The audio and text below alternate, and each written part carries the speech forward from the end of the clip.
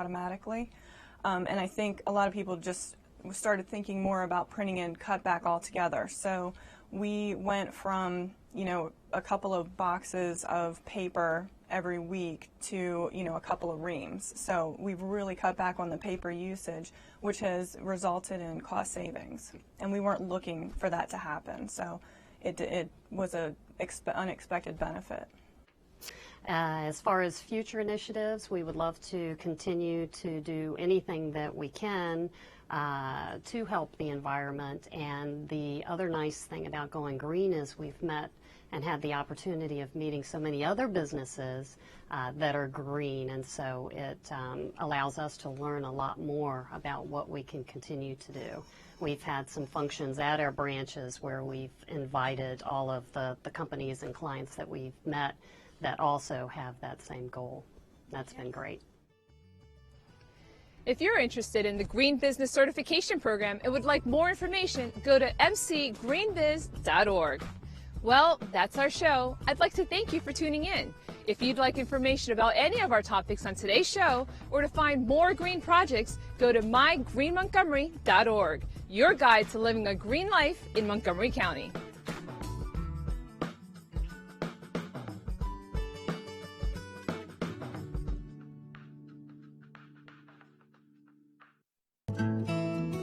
You may have already heard that Pepco and soon BG&E will be installing new meters called smart meters for all customers in Maryland.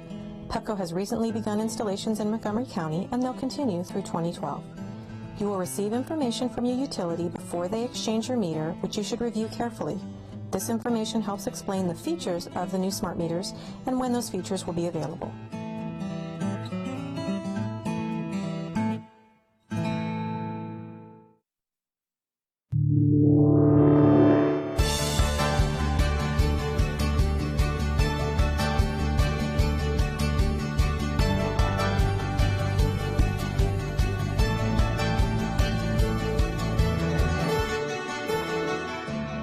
Thanks for watching the Council in Brief. I'm Susan Kennedy. We're here with the latest news of the Montgomery County Council. As residents continue to cope with the effects of the COVID-19 pandemic, council members have been working to provide support to those most vulnerable residents. During this public health emergency, Maryland landlords are prohibited from evicting tenants. So that it's one less heartache they have to worry about when making. But Councilmember Evan Glass said he was still hearing from residents who had lost their jobs and were worried about paying the rent. This week, a $2 million special appropriation initiated by Councilmember Glass that would provide protection for those renters has been approved by the County Council. What this $2 million program will do is expand rental assistance programs for people who are falling through the cracks, people who might not have codified leases, people who already are having a hard time paying their monthly rent, which is probably only compounded if they've lost their job or dealing with health ailments. And there are federal programs and state programs, namely uninsurance and the COVID financial assistance. There are a number of people who aren't getting those assistance programs, and that is what this program is designed to support. In Montgomery County, more than 40% of the residents are renters. The $2 million fund will cover emergency eviction protection and housing stabilization. The last thing we want is people falling behind on their rent, because that will lead to more people experiencing homelessness and experiencing more economic pain. So the better we can help them at the front end, the better we'll be down the road. The money will also be used for a short-term rental subsidy program as well as a multilingual hotline. What we need to do is make sure that county government is able to supply and provide that information to the diverse residents we have. 4 of the 10 most diverse communities in the entire country are here in Montgomery County, and we need our government programs and services to reflect that diversity by providing information in as many languages as possible. The newly approved funding will be administered through the county's Department of Health and Human Services. Keeping the lines of communication open with all residents has been a top priority for council members, with virtual meetings and forums happening on a regular basis. So yes, Tom, just give your introduction. In order to reach out to community members across the board, Council Vice President Tom Hucker has been holding virtual town hall meetings on a variety of topics.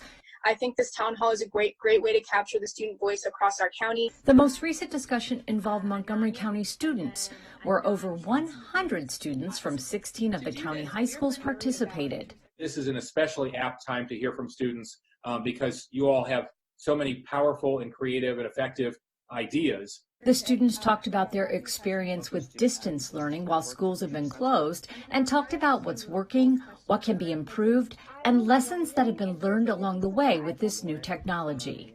We've heard stories of some students struggling with their Chromebooks, that they have had problems signing in and problems with receiving them. Chromebooks that they are receiving, there are some students who haven't ever had access to any computers or anything. So when you just give them a computer at home and sort of expect them to be able to navigate it on their own, it's really hard. The meeting also included discussion on the school system's decision to move to a pass-fail system. The idea about and the spirit behind Passing Complete is not for the students who might find it hard to motivate themselves, but to help and support students who do not have the same academic support at home as they do at school. I want to tell you, I'm inspired by all of you and your energy and your knowledge and the depth of your understanding of the challenges facing the county. I wish all the hundreds of thousands of taxpayers in the county, Good morning, everyone, and welcome to the Thursday, April 30th, 2020 Montgomery County Council meeting. We're going to begin our meeting with Councilmember Friedson's hero, please. I think I got it. What?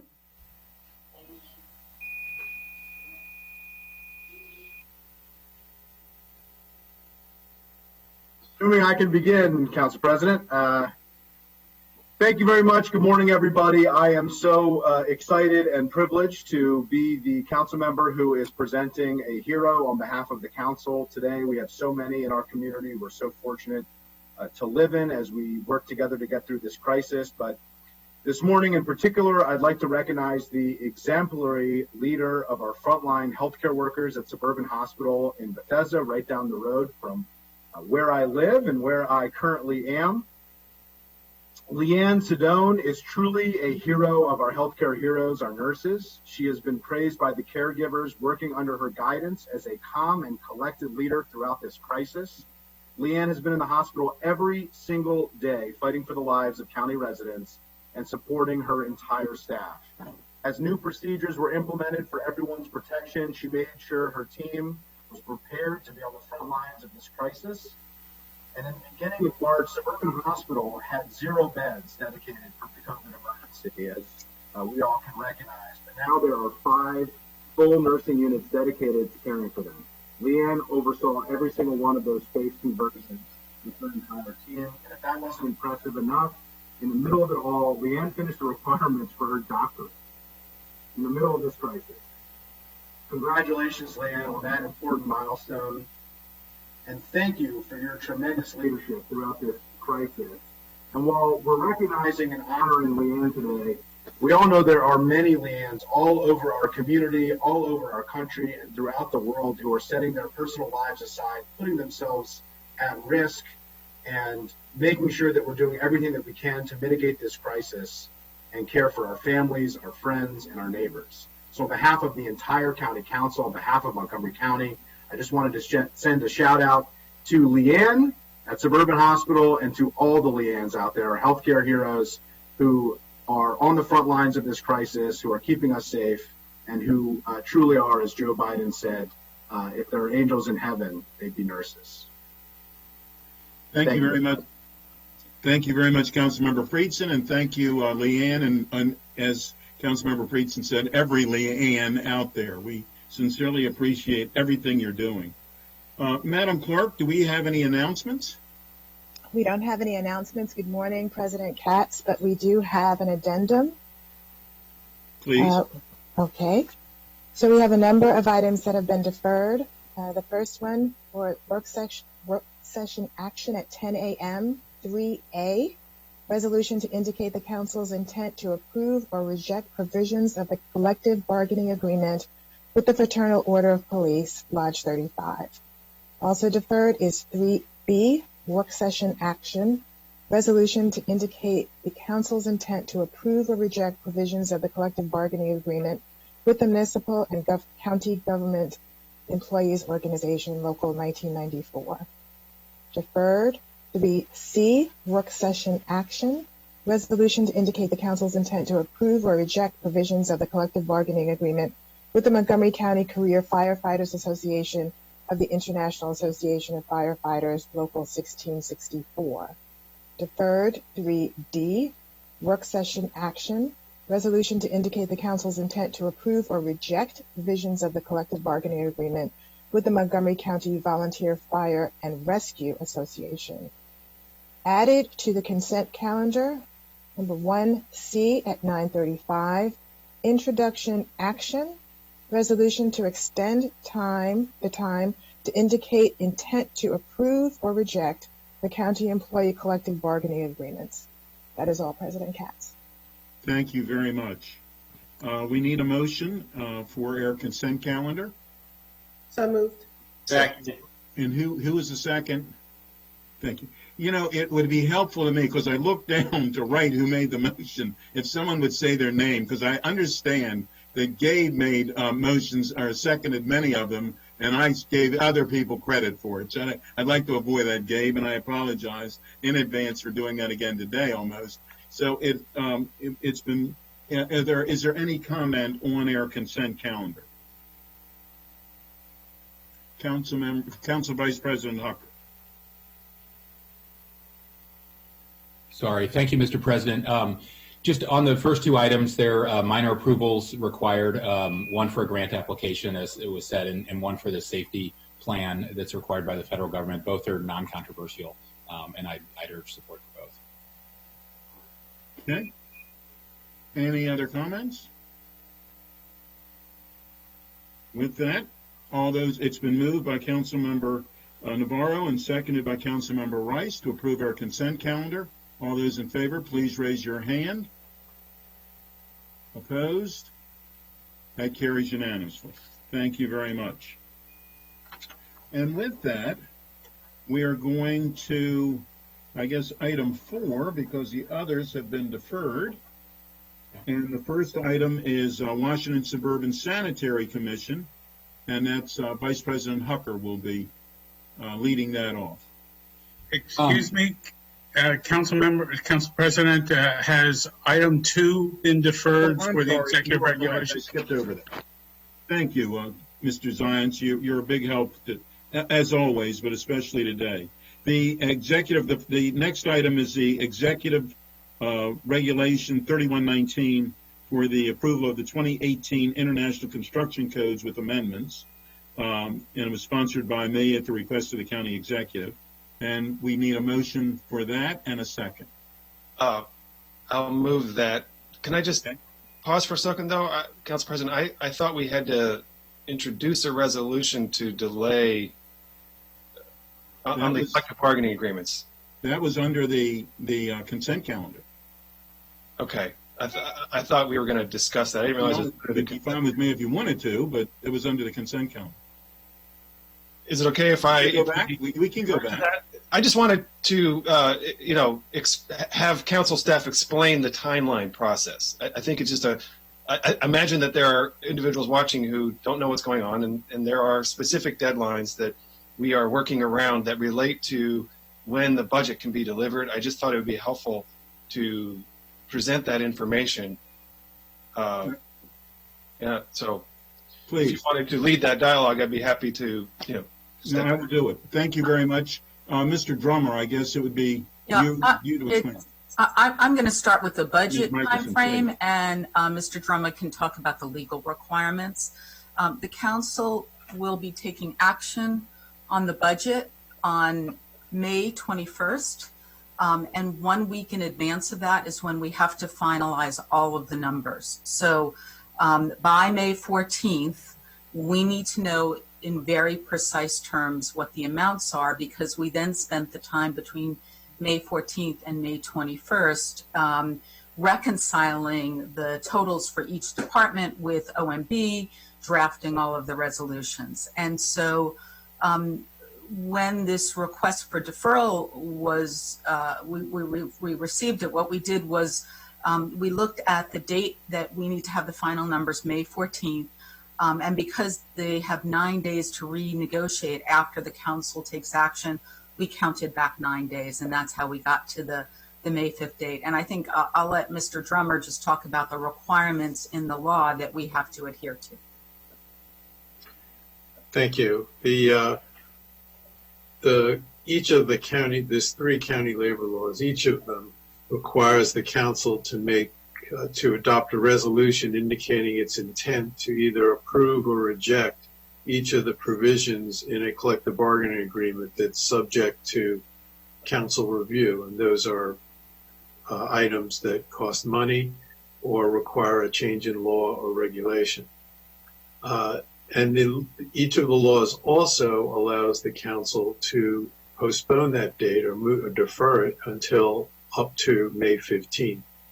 But, and then the provision, each of the collective bargaining laws, and it's in sections 33-80H, 33-108J, and 33-153P, they all require that if the council rejects any provision in the collective bargaining agreement, the executive and the union have 9 additional days to try and renegotiate those provisions and come back with a new proposal. So in this case, if you want to be able to make your decisions on May 14th, as Ms. Michelson pointed out, you had to backdate 9 days, and that's how we got to May 5th. I will say, though, that starting from today, I know the unions requested a 2-week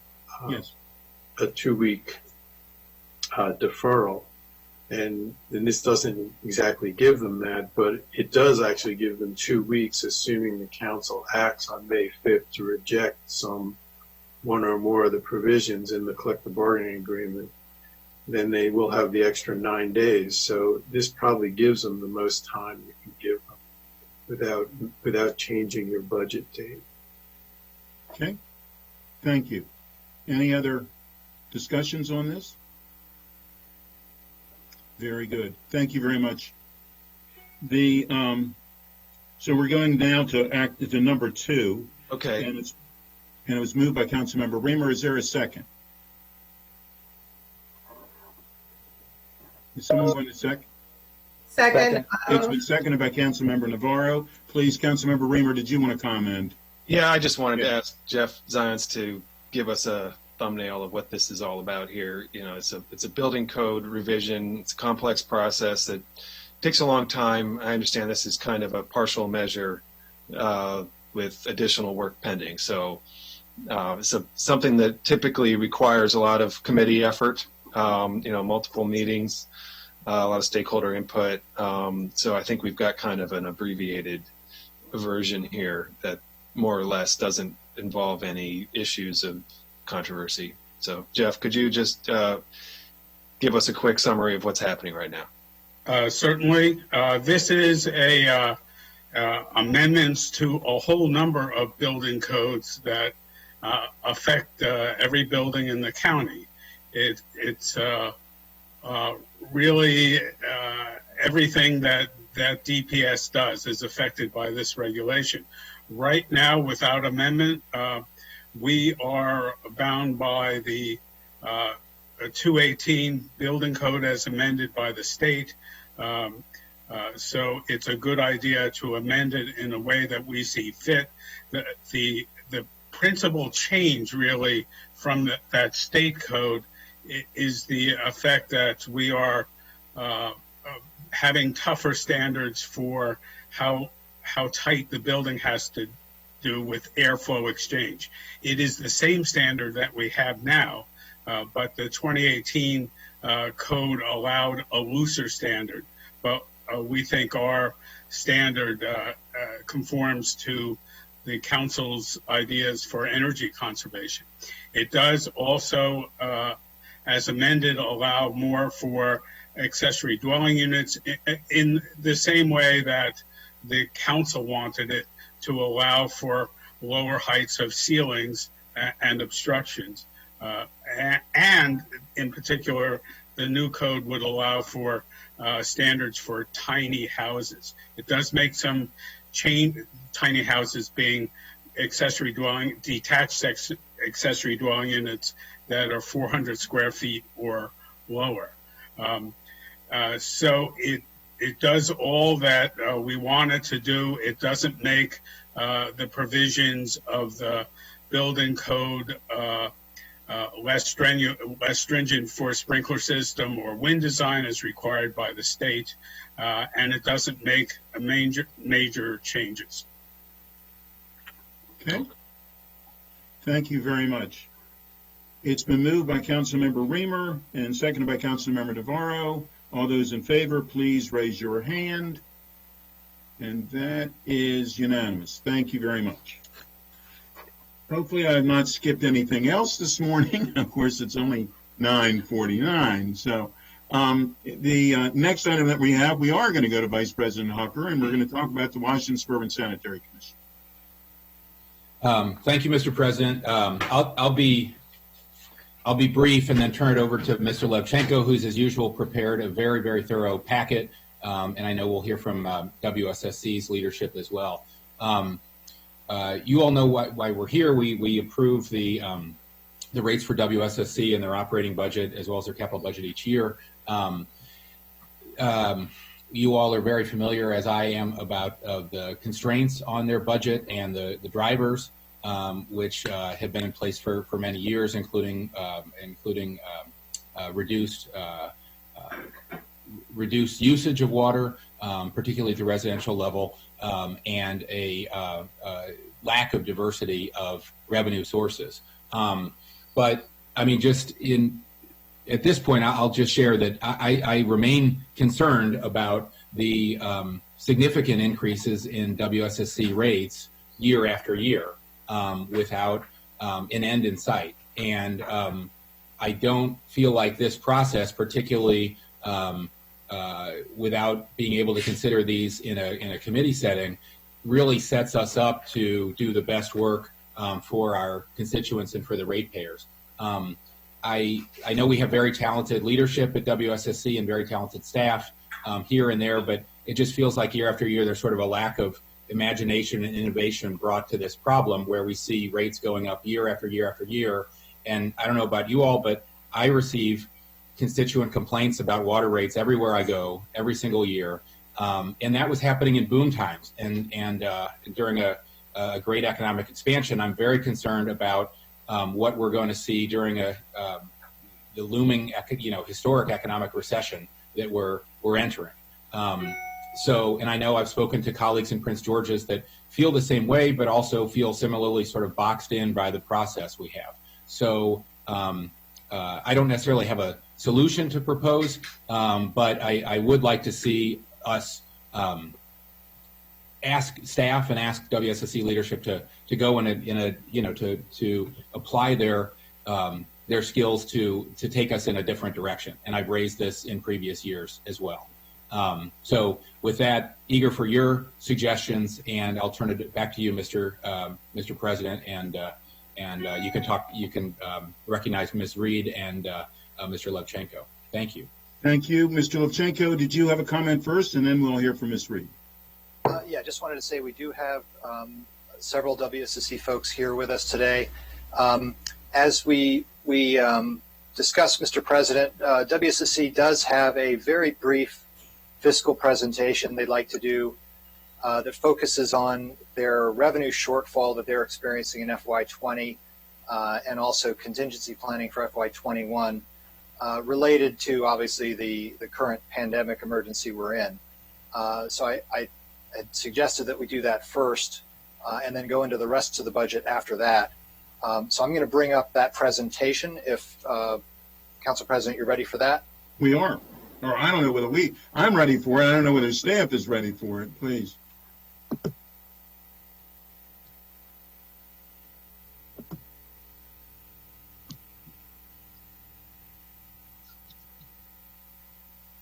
Good morning. Okay. Go ahead, Patty. Hi there. I don't know if I'm on video, but if you can hear me, that'll be good. We can hear you. Okay, let's start with the first slide. Good morning, President Katz and Vice President Hucker, all the council members, and everyone who is watching online. For the record, I'm Patty Callahan, Chief Financial Officer at WSSC Water. I do want to thank Keith and Raphael from OMB, Keith Linchenko, of course, from council staff, and everyone who's helped us through this process.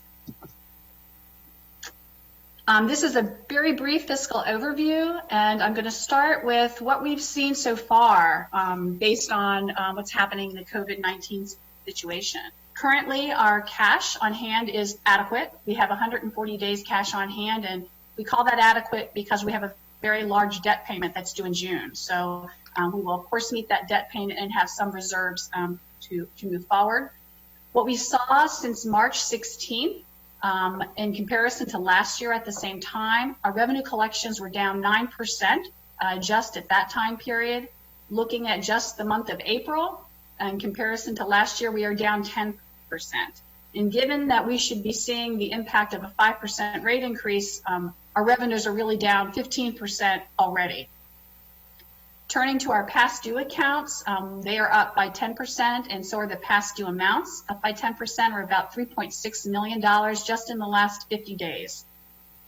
And we have a variety of customers, both non-residential and residential. Our non-residential customers bring in about 40% of our revenues, and since mid-March, we've seen our commercial usage down by 16% and our governmental usage down by 19%.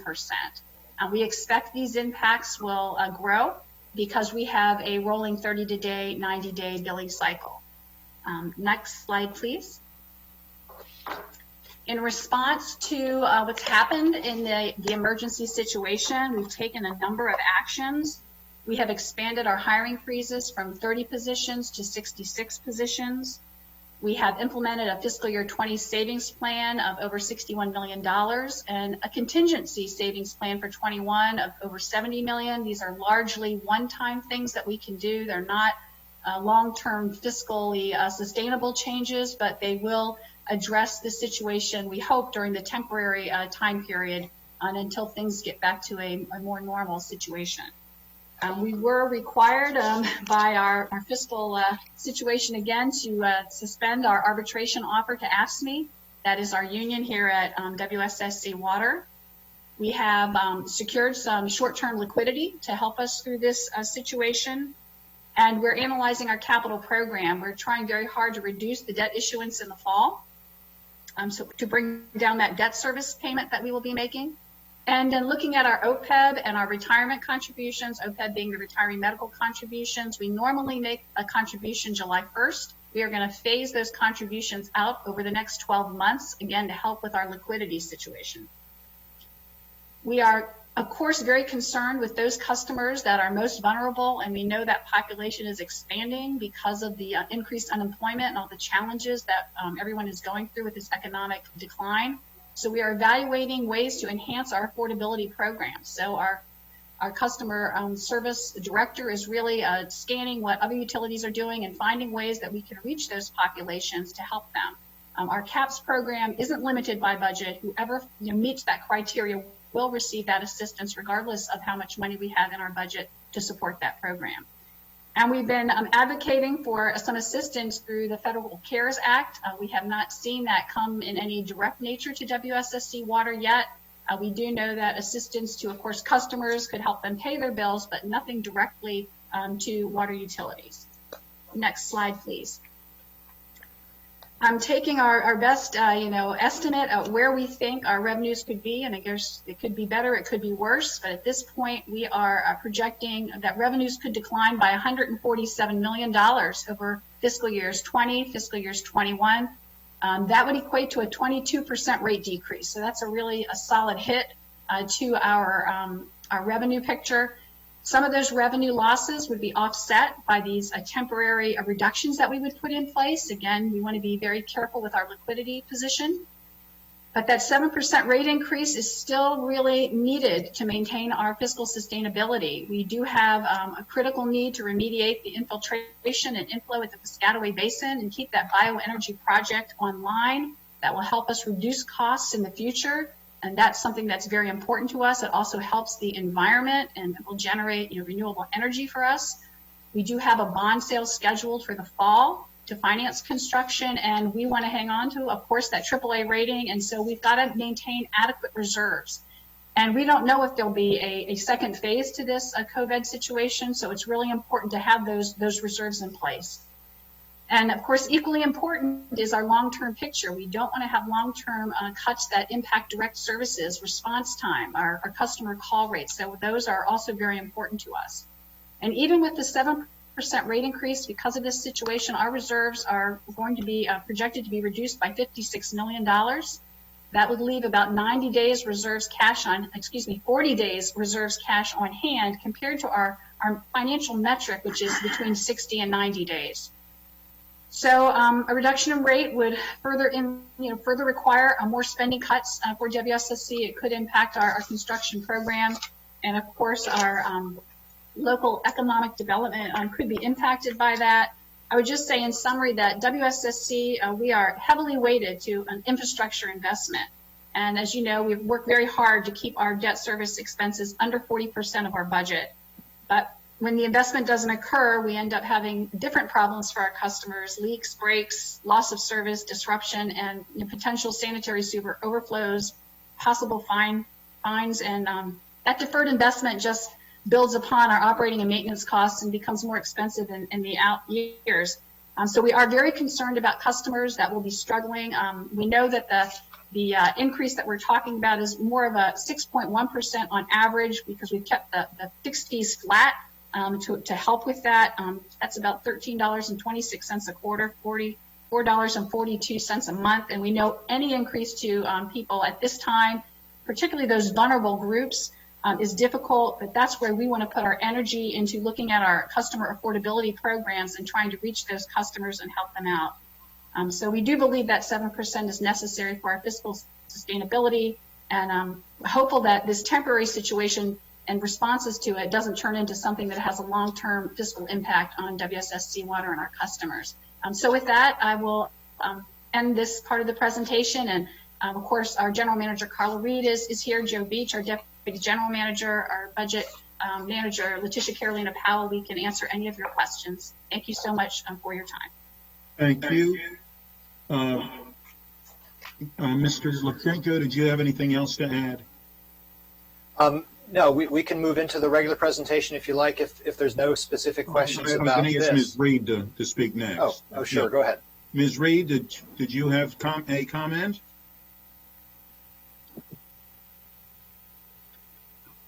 My screen still has the... Can you see me? There we go. Okay. All right. Well, thank you, President Katz, and good morning to you and Vice President Hucker and our council members. I'm trying to get my video to start, but I don't, okay, maybe you can't see me. I don't like not seeing you seeing me, rather.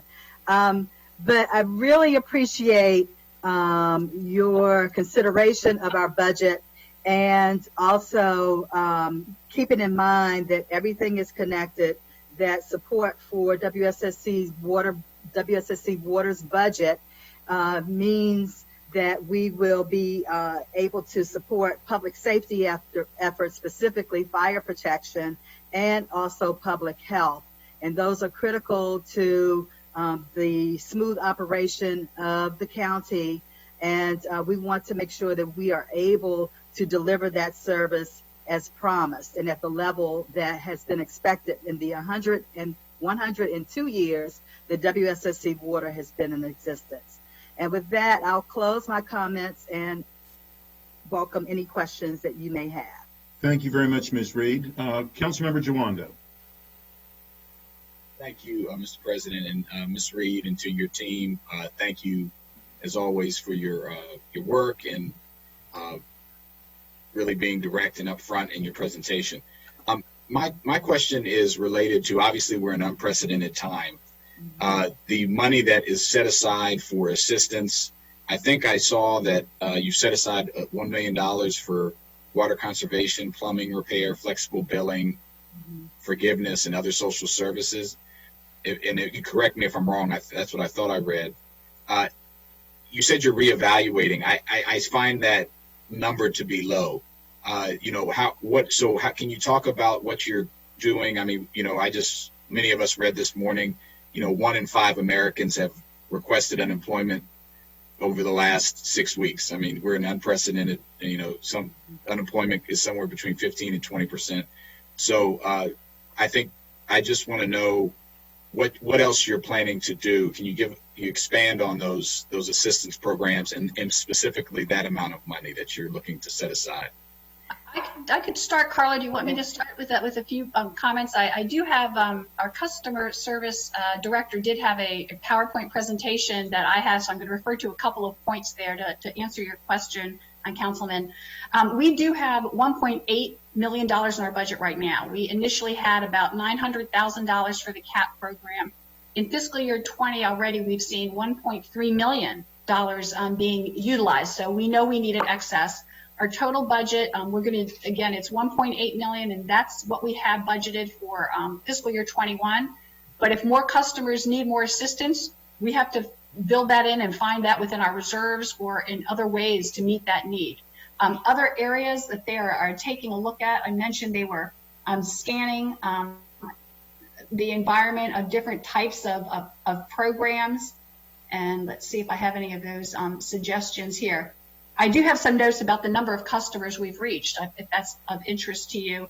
Yes. In fiscal year 20, the water fund, we also have a water fund that helps our customers, and we've reached 605 customers to help them in fiscal year 20. That's $263,000 worth of assistance for those customers. That's an increase. Last year, there were 404 customers, and we had about $106,000 worth of assistance. Our CAP customers, we have 13,000 approximately enrolled in the CAP program. And as I mentioned, we've provided $1.3 million worth of assistance.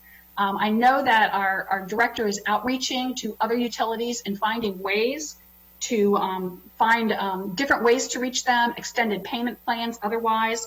We also waived any late fees. We have suspended turnoffs, and that was done in advance of any directive from anybody. So everyone at WSSC is very committed to finding new ways to reach our customers and help in a targeted way those customers that are suffering from this economic downturn the most. And Carla, if there's anything else to add, again, very committed at our agency to reaching those customers.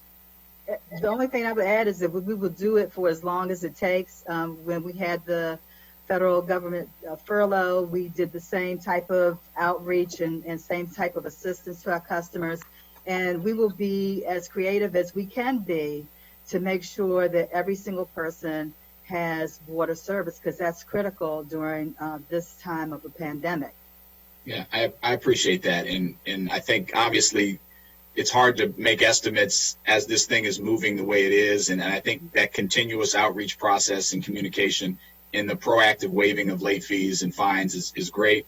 I would just ask that, and it sounds like I'm hearing that there's a commitment to make sure that there's enough funding in those programs for all the folks that need it.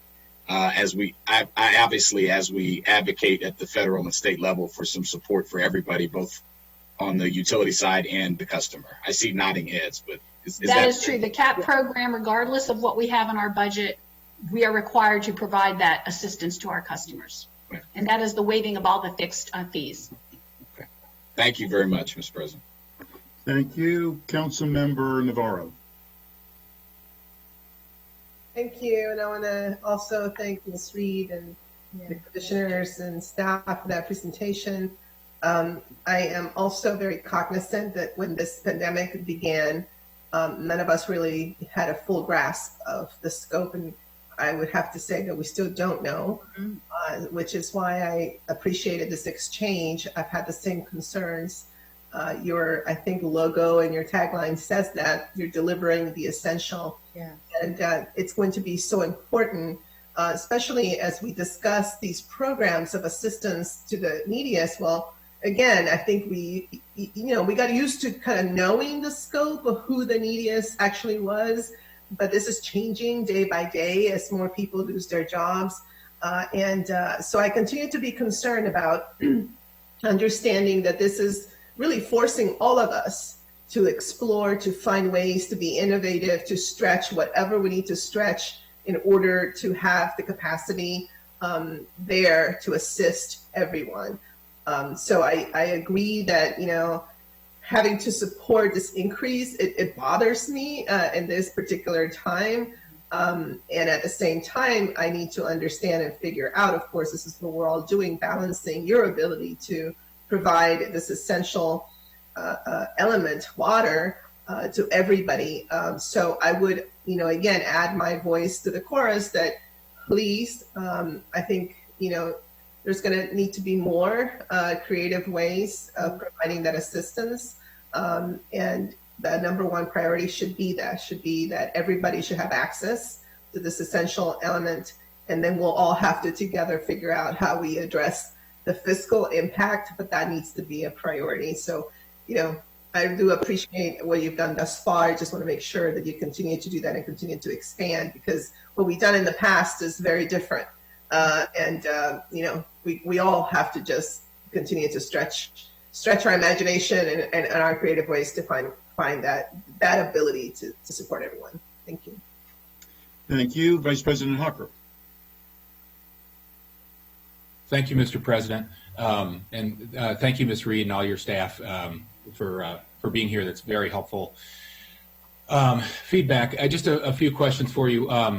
Patty, I don't know if you mind going back to the earlier slide, but I had questions about the drivers in your the recent revenue loss. I think it was 16%. Oh, thank you, Keith. 16% reduction in commercial use and 19% government. And I'm frankly, I'm surprised they're not higher. But residential use is actually down, not up. Is that a surprise to you? I would have thought if more people are home all day long, they're using more water. Let me explain that. It's a very good question, Vice President Hucker. These statistics came from AMR. So we don't have very many residential customers on AMR. That's why we're moving to the AMI world to try to get those readings. So I think the residential usage, I wouldn't put too much weight in that. We do expect that to rise, right. But we also expect those revenues to be declining and deferred because of that. Oh, and AMR, just for those are the remote reads. They are not the, where like you have a truck that can drive by. For those who are listening in and may not know what that is, that's the automatic meter reading remotely, not the one we're talking about. Yeah, can I just ask you to clarify? I mean, I would think if your residential usage is going up, your revenue from residential users is going to go up as well. And I heard just what you said about you expect it to go down. And I know, certainly because of your action and the governor's executive order, there's the suspension of shutoffs.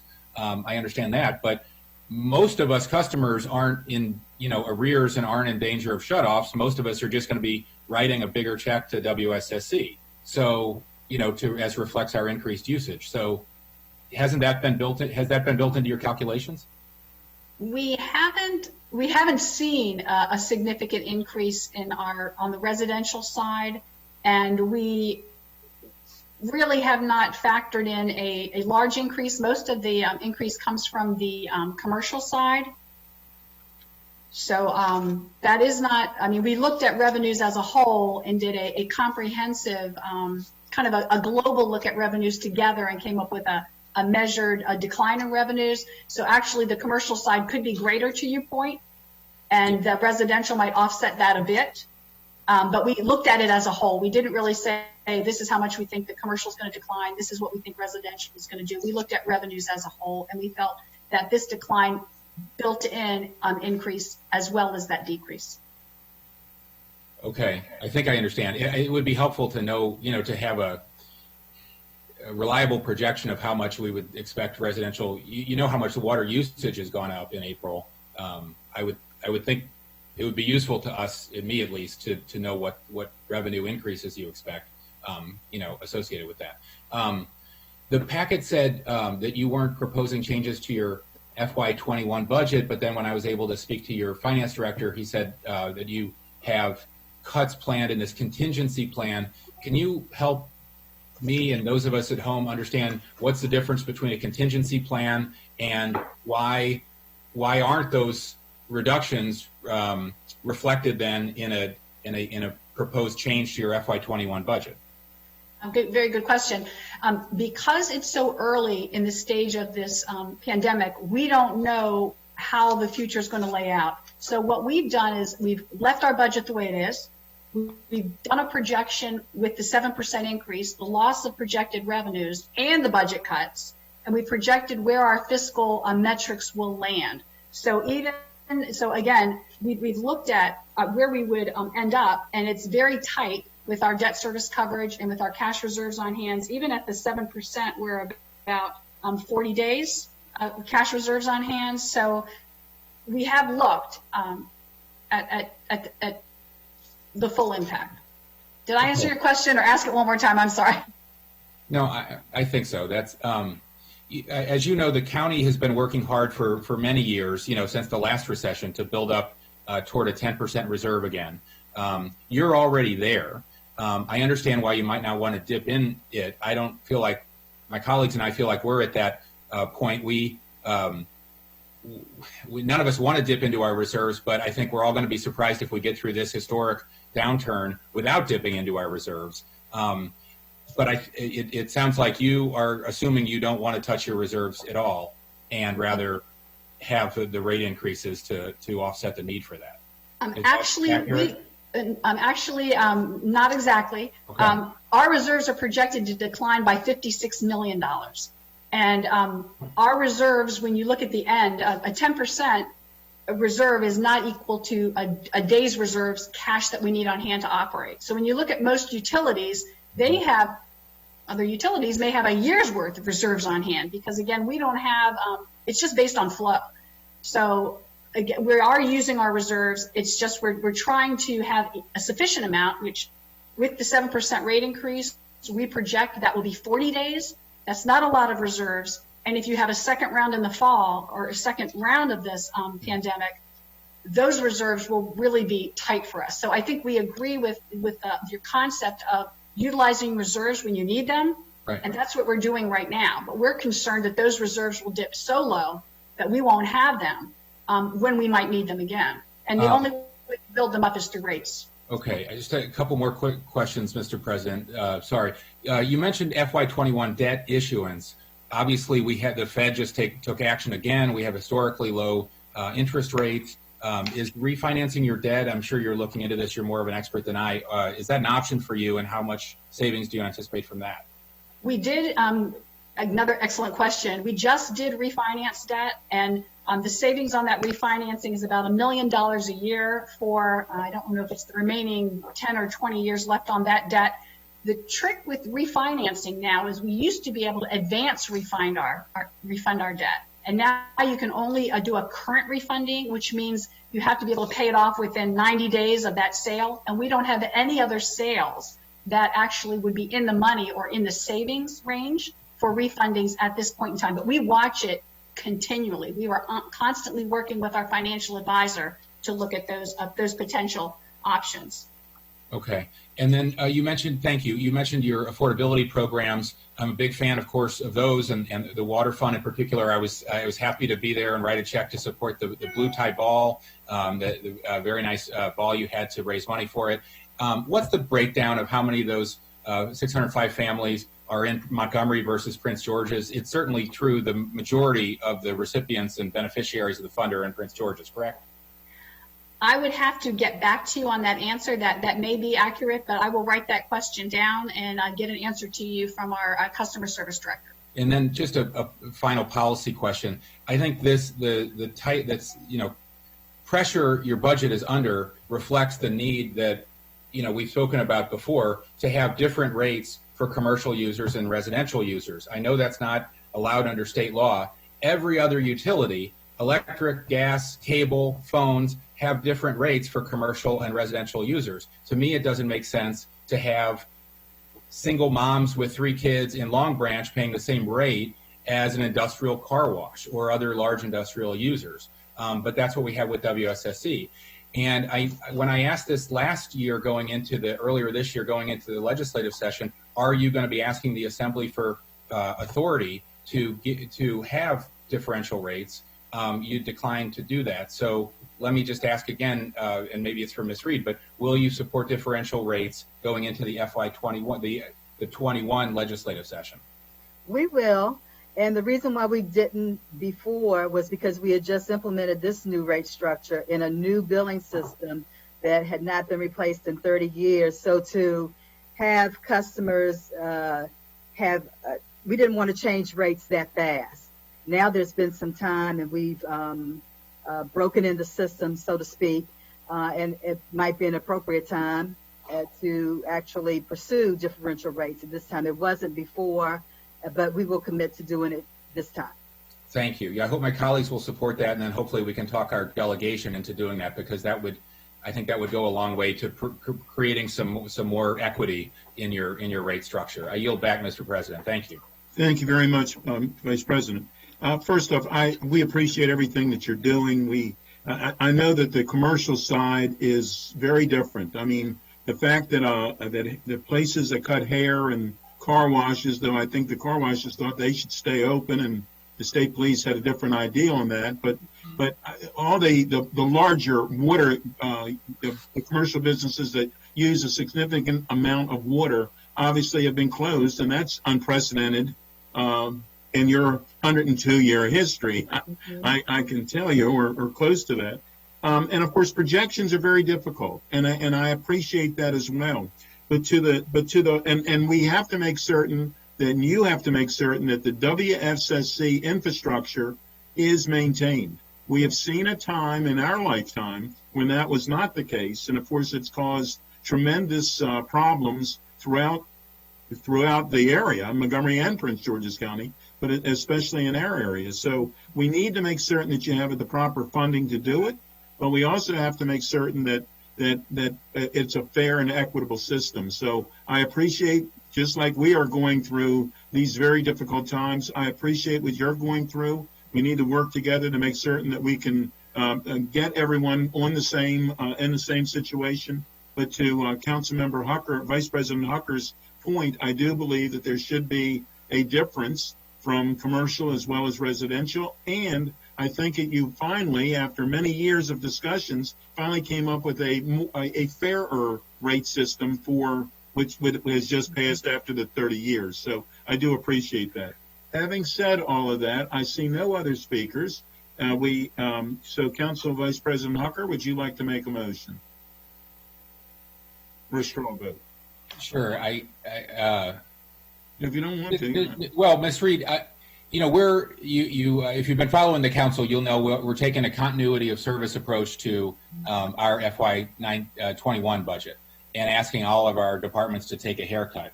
WSSC is proposing an exception to that. What would your budget look like if you had a continuity of service approach to your FY21 budget? I'm going to defer to our Chief Financial Officer. She will tell you it would be a dire situation if we do that. I think pretty much what we've proposed is a continuity of service. I mean, if you look at what WSSC has done in the past few years, we have reduced our capital program, and so we've been doing that for at least the 2 years that I've been here at WSSC. The programs that we've put in place, and with the reductions that we've got, what's left in our program is really a continuity of service. And we believe at this, leaving the budget the way it is, anticipating particular revenue losses, putting this savings plan in will help us to just sustain our services that we need to sustain at the levels we've been providing in the past. So I don't see this as anything different from a continuity of service, other than I think in Keith's package, and he did mention that we do have compensation in there because we are in negotiations with our union. And I would say, that of course, he notes that is something that council members will be looking at differently at a different time. Thank you. Mr. Levchenko, I understand you would like to comment. Yeah, on the point about compensation, I did show a removal of that in the WSSC budget to be consistent with how we're treating county government in terms of continuity of services. The challenge, of course, is, and I don't know if we'll have the answer to what we're doing with county government before we have to make our decisions with WSSC.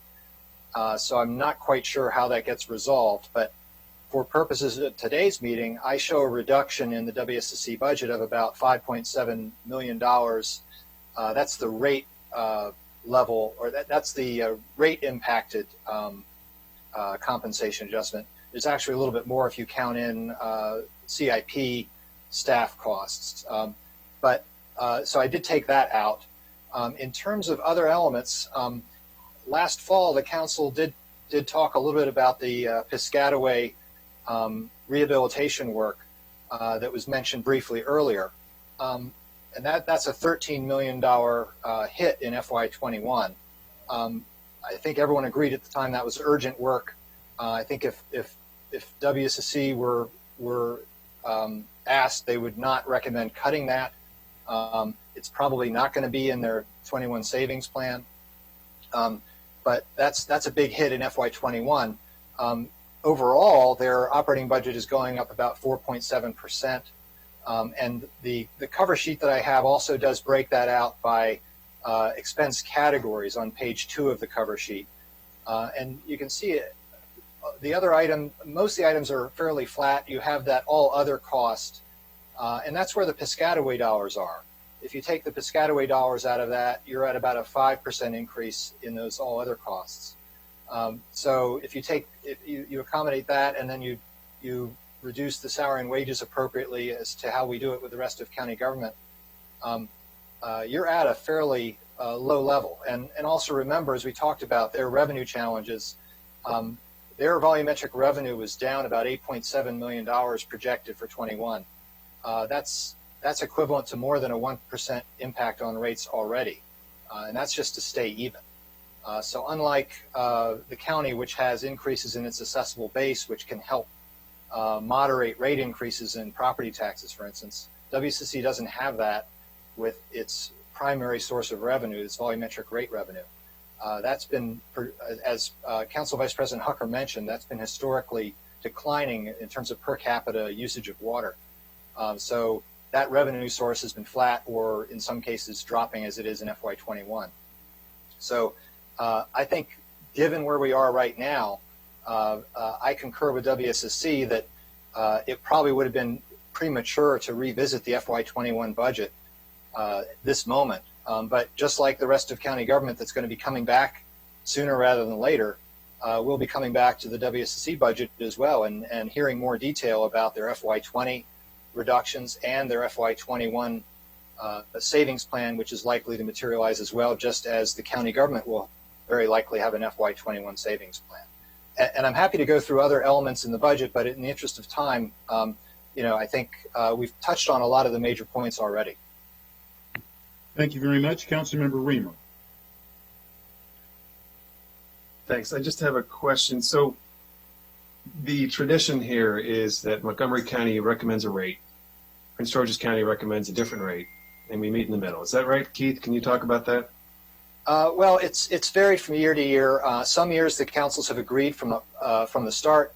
Other years we've had differences in rates, and it just gets negotiated. We have a similar negotiation that occurs in the fall during the spending control limits process, and that's where the two councils agreed to a 7% rate ceiling, which this budget is consistent with. What happens next week at the bi-county meeting is still to be determined.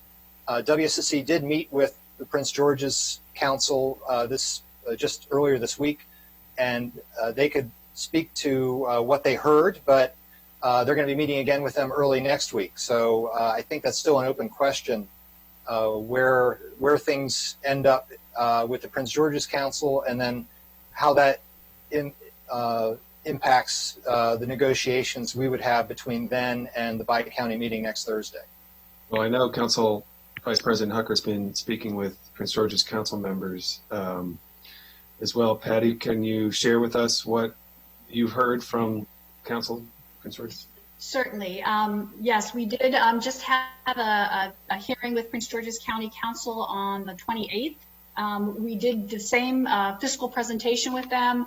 What I heard from a couple, again, I never know where the straw vote or where the final vote will be, but we did hear from their OMB director as supporting the 7% rate. We did hear from their council staff supporting that.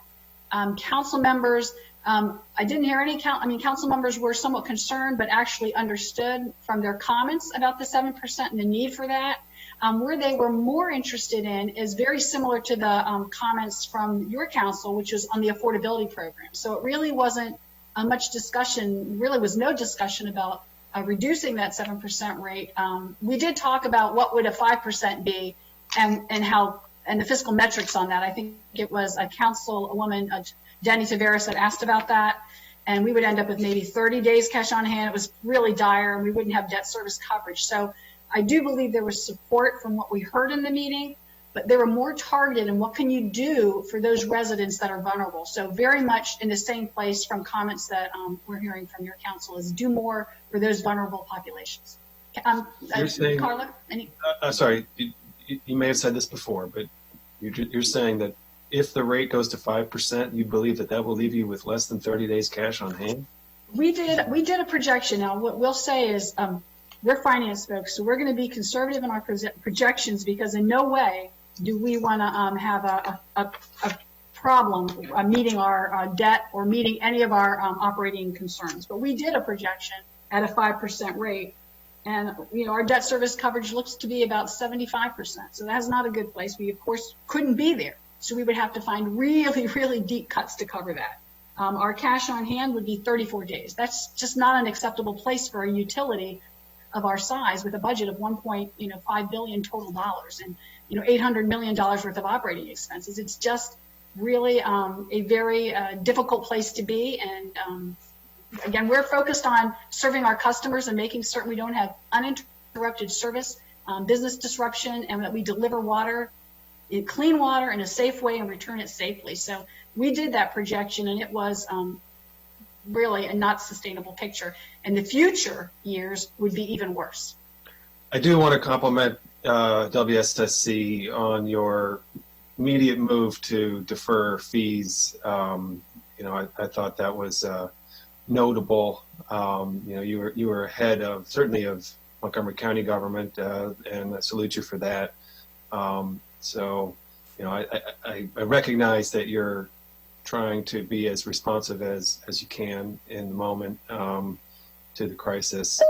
I think we're all struggling with the implication of a rate increase in this moment. So it's not an easy conversation, but I certainly would be. I would hate for us to recommend a rate and then find that in the end, Prince George's came in at a lower rate, and then we met them halfway. I'm glad that Council Vice President is in dialogue with them. This would seem like a good year for us to be actually working in concert with Prince George's and recommending the same rate. So, that seems like a need in the moment here. I'll yield back. Thank you very much. I see no other speakers. Councilmember Vice President Hucker. Well, okay. Thank you. I was speedily texting you here, Mr. President. None of us want to be in the position we're in, I think, but I also think it would be sort of tone deaf to just move forward without changes with a rate increase that was recommended, pre-COVID, when we're expecting to trim all our departments, despite all the unmet need that existed in Montgomery County, long before this. And I hear you, Patty, that 5 is dire. I'd move that we approve a rate increase of 6%, not 7.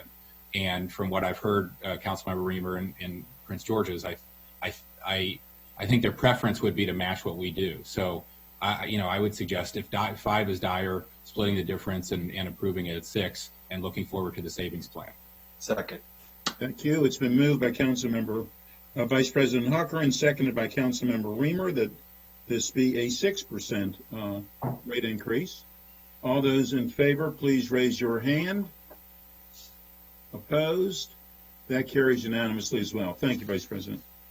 The next item that we have is just to Council President. Yes. I guess that focuses on the rate increase itself, but I think the real straw vote has to be on the WSSC budget. Yeah. Since that's what we have to take to the Bi-County meeting, as well as the recommended rate increase. Okay. Councilmember, Vice President Hucker. Well, and just to be clear, Keith, so we'd be approving the budget while we still anticipate, like as we do for other county departments, seeing a savings plan later on this summer. Is that accurate? Correct, and we can certainly include that in our the text of this that we would be sending to Prince George's. Okay. All right. Well, I move the budget as proposed and look forward to a detailed savings plan. Second, Abu. It's been moved by Council Vice President Hucker, seconded by Councilmember Navarro. All those in favor, please raise your hand. And that is unanimous as well. Thank you very much. Thank you, Mr. Lutsenko. Thank you, Keith. Thank you, Carla. Thank you. And thank you to all, to Patty. WSSC in general. Thank you. Next is recreation. In that area, we're going to hear from Councilmember Reamer, please. I'm sorry, could you say that again? What did you just say? It's for recreation, the area, the next budget is recreation. I think that's actually under your so many things going on at the same time. Believe me, I understand how that works. Yeah. All right. Well, I don't really have a preview here. This is a continuity of services recommendation from the council staff. And the good news is that the decisions the council made last year to expand Excel Beyond the Bell are annualized in this budget. So there is increases to annualize a previous decision, which is continuity of services. I know we would all love to be able to add additional Excel Beyond the Bell programming, but it doesn't seem like something we can really do at this moment. So I'll go to council staff to walk us through the packet. Good morning. So for fiscal year 21, the executive is recommending about $47.488 million and that's an increase of about $2.6 million from the fiscal year 20 approved budget. Looking at a continuity of services budget, council staff recommends $46.148 million. It's a increase of $1.263 million from the fiscal year 20 budget, but a 1.339 decrease from the executive's recommended 21 budget.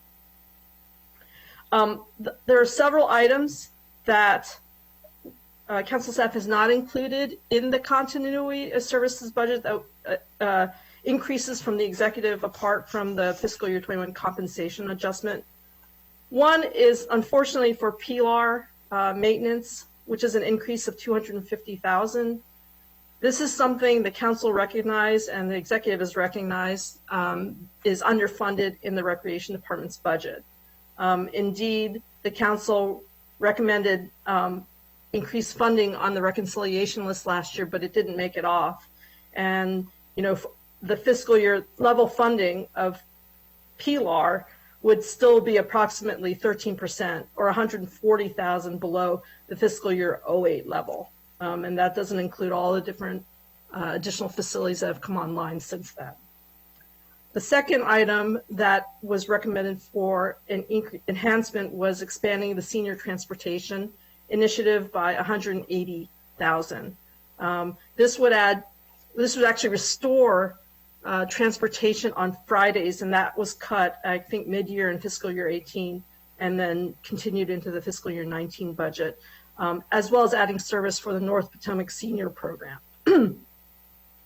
The Commission on Aging, again, has recommended restoring these funds, but this would be an enhanced service at this point in time. There are several items that council staff wants to just bring to your attention in terms of continuity of services with increases to the budget. Mr. Reamer just mentioned one, which is related to the annualization of the Excel Beyond the Bell expansion for $346,300. In addition, there's an item for enhanced Wheaton senior programming of $289,740, including 2.81 FTEs. These services were added in fiscal year 20 after the approval of the fiscal year 20 budget. So these are existing services.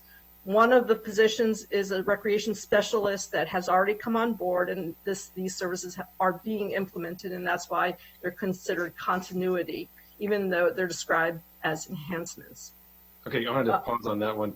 Talk to us about senior services being provided at a time when the community centers are shut down and so forth. And I am concerned about the reduction for the transportation, just because it seems to me that enhanced transportation services for isolated seniors is likely to be something that we are really going to need to expand as a COVID response. I can't really speak to how these exact funds were intended. I think you described that they were to get seniors to and from the community centers. Whether we don't accept the reduction and fund that item, can that be generally available for senior transportation services? But I certainly foresee a need for us as part of our COVID strategy here to be doing a lot more with senior transportation. And then secondly, I guess you said that the positions are already on for the community center. So in order to save that money, I suppose we'd have to, I don't know if we'd have to riff somebody, and that's not really ideal. But there's kind of an illogic here to, not funding transportation. What do you identify as, first of all, what are you hearing about senior transportation? And what do you, what are you, I know we're going to address these issues when we get to the savings plan, but generally speaking, community centers, I think it's a long time before seniors are going to be going to community centers for services. And we need to refashion how we approach that issue and continue to provide services, but maybe not as much in facilities. Maybe we're going and doing other things. So I would imagine those staff could be involved in that. But talk to us. So I'll say a few things and then I'll transfer it over to Robin. So as far as the senior transportation enhancement, again, this is an increase. This is not actually cutting any existing services. The Senior Transportation Initiative currently provides transportation to senior programming or senior centers 4 days a week.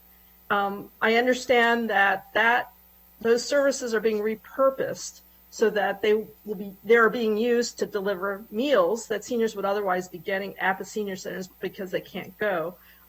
These meals are being delivered to their homes. I believe we're into a second day based on the available demand and funding for meals. Again, so we haven't, from my understanding, exhausted the level of services that we have under contract with JCA, but certainly we don't know if demand's going to grow and potentially require additional transportation services. I'm going to kind of kick this over to Robin she can talk a little bit more about senior programming and things that they're thinking about in terms of programming to support seniors, at Wheaton or at other, through other mechanisms. Welcome, Director Riley, please. Yeah. Good morning, everybody. Thanks for being flexible in this new world that we're in. I think Vivian summarized it really well. We are an agency that has a history of being very nimble. And so part of being in recreation is trying to create new ways of doing things. So we have worked really closely with HHS and JCA. We are working 2 days a week to deliver meals directly to 500 seniors. That number continues to grow each week. We are using our entire fleet of vehicles to do that with. So we have cars, vans, pickup trucks that are all in the Recreation Department fleet. And so we're able to, thanks to Adrian Clutter, develop some great routes and So those same staff who normally do senior programs are making calls each week, connecting with seniors. We have something called Connection Without Infection, where we're just calling and making sure they're okay, or making them, helping get connected to other resources if they need it, but also finding out about their meals. So as those numbers grow, the JCA buses have been super helpful because they can hold, up to 75 meals, where a, Durango or a 12-passenger van may only hold 20. So we've been really implementing our partnership with JCA for FY20 and utilizing their vehicles to help deliver those meals. So so funding for senior transportation is being used for meal delivery. Correct. COVID. And so if we are not funding an enhanced transportation budget here, then, either you're going to be planning for a reduction in that service, and JCA would start to plan for a reduction in that service, or you're going to have to come to us and seeking a supplemental. Am I wrong about that? Or is this, look, short answer, is this something that's going to be addressed separately? Or if we fund this now because it's COVID, that will be helpful and we can proceed to implement the program? It's a complicated question. I mean, we're not sure because of HHS and how much the meals can be expanded. Right now we're almost at capacity with what the caterers can provide. We're working really closely with the Food Task Force to try to expand that. We have about 140, I believe, on the wait list right now. We'd like to be able to expand and get to more seniors, more days of the week. Obviously, 7 frozen meals is not something that is sustainable for a senior. I mean, we're hearing heartbreaking stories where seniors are taking that 1 frozen meal and dividing it by 3, so they have a full day. We've had great partnerships delivering toilet paper, paper towels, toothpaste that are going with those packages of meals. So if we can get the meals, we'd like to be able to expand. We could not do it with the current funding for JCA. We would have to cap it again, just at 4 days a week. We would not be able to do beyond that or try to expand our reach in terms of the community. So can we continue in FY21 with the existing resources? Yes, but to expand, we would be very limited. All right, well, I'll move that we fund the transportation item as a COVID response. Second, Navarro. Thank you. And I'm glad to hear the staff that is there is able to be, doing direct contact. That's doing, social isolation is going to be one of the Absolutely. prominent COVID, crises. And for you to have deployed people to deploy your team to be in contact with people is just thoughtful, crucial, and it's a really great example. I do want to compliment your team as well. I received notice of a really inspiring story of one of your young staffers who had received, the county was receiving calls from a resident whose language proficiency was really not in English, was in Amharic, and no one could figure out how to help provide assistance.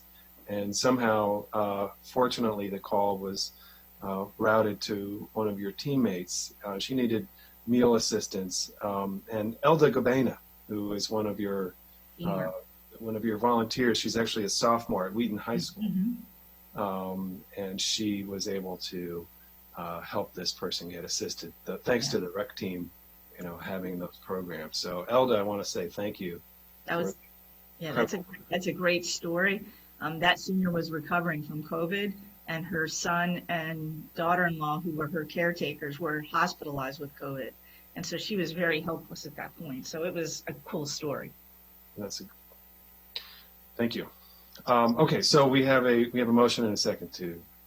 We do. And does anyone want to speak to the motion? We have other speakers on the list who want to speak beyond. So Councilmember Navarro, this is to the motion. Councilmember Navarro, please.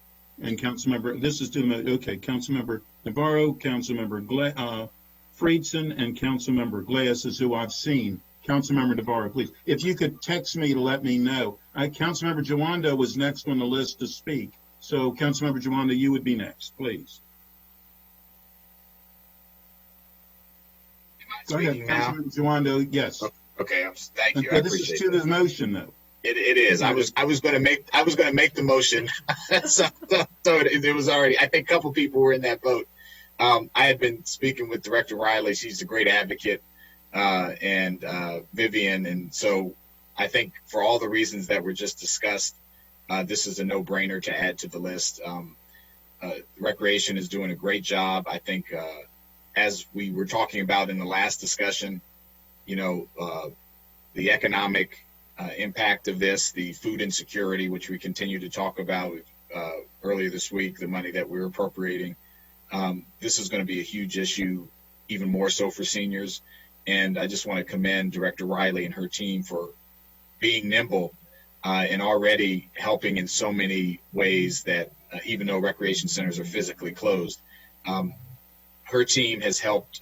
We've been partnering with her team the last 2 weekends to deliver food, groceries. And last weekend, she had one of her staff members who, I can't remember his name, but who helped us with translation and moving boxes around and helping walkers who were coming up to grab food. So they've just been great partners in the food insecurity. And obviously, as our seniors continue to be isolated and in some cases recovering alone, expanding meal delivery, checking in on them, this is critically important service. So I think 100% we need to add this money in. And Robin, just be in touch with us about other things that you all are going to need to do, because I think we're going to have more issues in this regard with our seniors, not less. And it's a critical component to our COVID response. So just want to commend you and your team and thank you for all the work you're doing for all of our community members in this very difficult time. So as I did yesterday, if I could third a motion, I would third it, but I think we're all in support. So look forward to supporting this restoration. Thank you. Thank you. Councilmember Navarro. Thank you, Mr. President. Yes, I am so excited that this motion has been put forth because I was going to do that as well. And I think that just want to mention, I think for our staff who's doing a great job, it's really important that also in the packet we identify those items that definitely could be COVID related. This is definitely one of those. And I want to commend Director Riley. I have to say that what they are doing is exactly what all our departments need to do, which is to be nimble, which is not to look at barriers and think that you can't overcome them, but to be creative in terms of how you can go around those barriers, because the ultimate goal is to serve our residents, especially our most vulnerable. And they have done that. And have done that in an amazing way, which really, really makes me so happy, because this is a reflection and an example of how we can leverage the capacity that we have with amazing staff that is so extraordinarily dedicated. And so I think this needs to be a model for other departments, and no doubt that this specific item is going to be so critical as we move forward. I also want to mention that, as we are about to undertake another appropriation for food, for additional food assistance, once again, we need to ensure that all these dots are connecting, because as Director Riley just said, the need continues to grow. They seem to have a bit of a limited capacity in terms of getting the food. But here we are adding all this money precisely because we know that we need more food. So we need to connect all those dots. We need to get this assistance to all of our residents as soon as possible. And again, I just wanted to highlight, because sometimes we're frustrated and we're pointing out the gaps and the lack of response, et cetera. The Department of Recreation needs to be commended for how they are mobilizing and how they're addressing these needs. And so I'm enthusiastic in supporting this, and also want to highlight that this council did support my special appropriation when we needed the additional capacity for senior programs at the Wheaton Library Rec. And that program also needs to continue, because this staff is part of the delivery of services for all the seniors at this point in time. So thank you very much. And again, thanks to Councilmember Reamer for making that motion. I look forward to voting for it. Thank you. Councilmember Friedson. Thank you, Council President. Thank you to colleagues. I think this might have been on all or many of our lists. I came in a little bit confused of the difference between enhanced and expanded. And so I'm glad we've clarified that a bit from staff, and more importantly, are going to try to address that with council member motions, because these are critical issues. I think the challenge that I always have with this is that the rec department, under the capable leadership of the former director and the tremendous leadership of the current director, which has continued, it has really leveraged these tremendous outside partnerships to provide services. And I think this is a perfect example, particularly to some of our most vulnerable residents. But I think oftentimes as we deal with the COVID emergency and we talk about vulnerable communities, we're thinking about the rec program as after-school programs for vulnerable kids. And we're thinking about Health and Human Services doing other programs for other vulnerable residents. And I think sometimes that what gets lost in the shuffle are these critical senior programs, which are serving some of the most vulnerable members of our community. And I'm glad that in this case that this isn't getting lost. And the Wheaton, the North Potomac programs, Potomac Community Center, and there are rec centers all across the county that are doing tremendous work. And I think that this partnership on meals is critical. I agree that this certainly should be added to the list of potential federal funding. This is exactly the type of thing that we ought to be looking at. It's a contracted service, one-time expenses, an increase in demand, and the idea that seniors would have to share and split up their meals, one meal over 3, is just not something that should be happening in Montgomery County. And so we need to commit to do this. We need to make sure that everyone in our community has access to services, access to basic needs like food and shelter. This is at the heart of that and the core of that. It's fundamental to who we are and to what we do. I credit the rec department and the council leadership and the county leadership for committing to it, and most importantly to our residents and nonprofit partners who make services like these possible, and hope that we can continue on this commitment moving forward. Thank you very much. Councilmember Rice. Well, thank you very much, Mr. President. And I'm not going to belabor, I'll just be very brief. I want to echo all the sentiments that Councilmember Navarro said, especially when it comes to food insecurity. It's something we've been working on for a very long time. We're going to take up a special appropriation later that deals specifically with this. And I want to thank Ms. Riley for highlighting that there's a continued increased need that's happening in our community. It's something that we know. We don't have to, pontificate about whether or not there's going to be increased need. We know that it's there. And so we know that's going to grow in our senior population as instability grows. And so thank you for brainstorming about creative ways in which to address and tackle this problem. I think that's incredibly important. And so I just really want to echo the compliments and kudos to Rec Department, who, again, was ably led by one of our now members here on the council, and continues to do incredible work when it comes to meeting the need in our community. So just thank you. Thank you very much. I believe you're talking about the next speaker, and that's Councilmember Albornoz. Thank you, Mr. President. So I do have some operational questions, but I could not miss the opportunity to speak to this specific motion. Robin, I am so proud of you. I'm going to fail at doing this without getting emotional, but I know how you and your team have stepped up during this time. And I miss seeing you guys so much, but sleep a little better at night knowing that you guys are doing what you're doing. I recall the derecho in 2010, and that same Durango, which, by the way, I think was 5 years old in 2010, was issued to provide meals to seniors during that time when folks lost their electricity for 10 days, I believe, in some cases. And so the rec department just consistently and their staff step up and are creative and problem solve, and their staff uniquely reflects the diversity of the communities that we serve. And by extension, the team, staff, and volunteers that speak so many different languages are also on the front lines as well.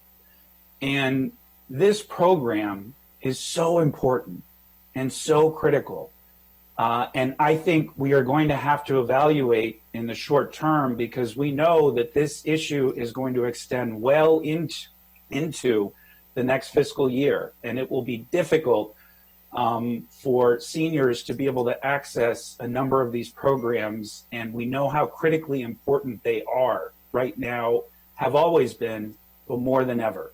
And so I think any investment we make in this incredible department is wise and incredibly well served. So I so appreciate all of my colleagues for jumping on this bandwagon so early, because we know that this investment is critically important moving forward. And Robin, again, to you and the entire team, thank you for your dedication and your leadership and the way that you continue to step up to address all of these needs. And I do have some operational questions I'll get to later. We'll come back to you. We'll come back. This is on the amendment.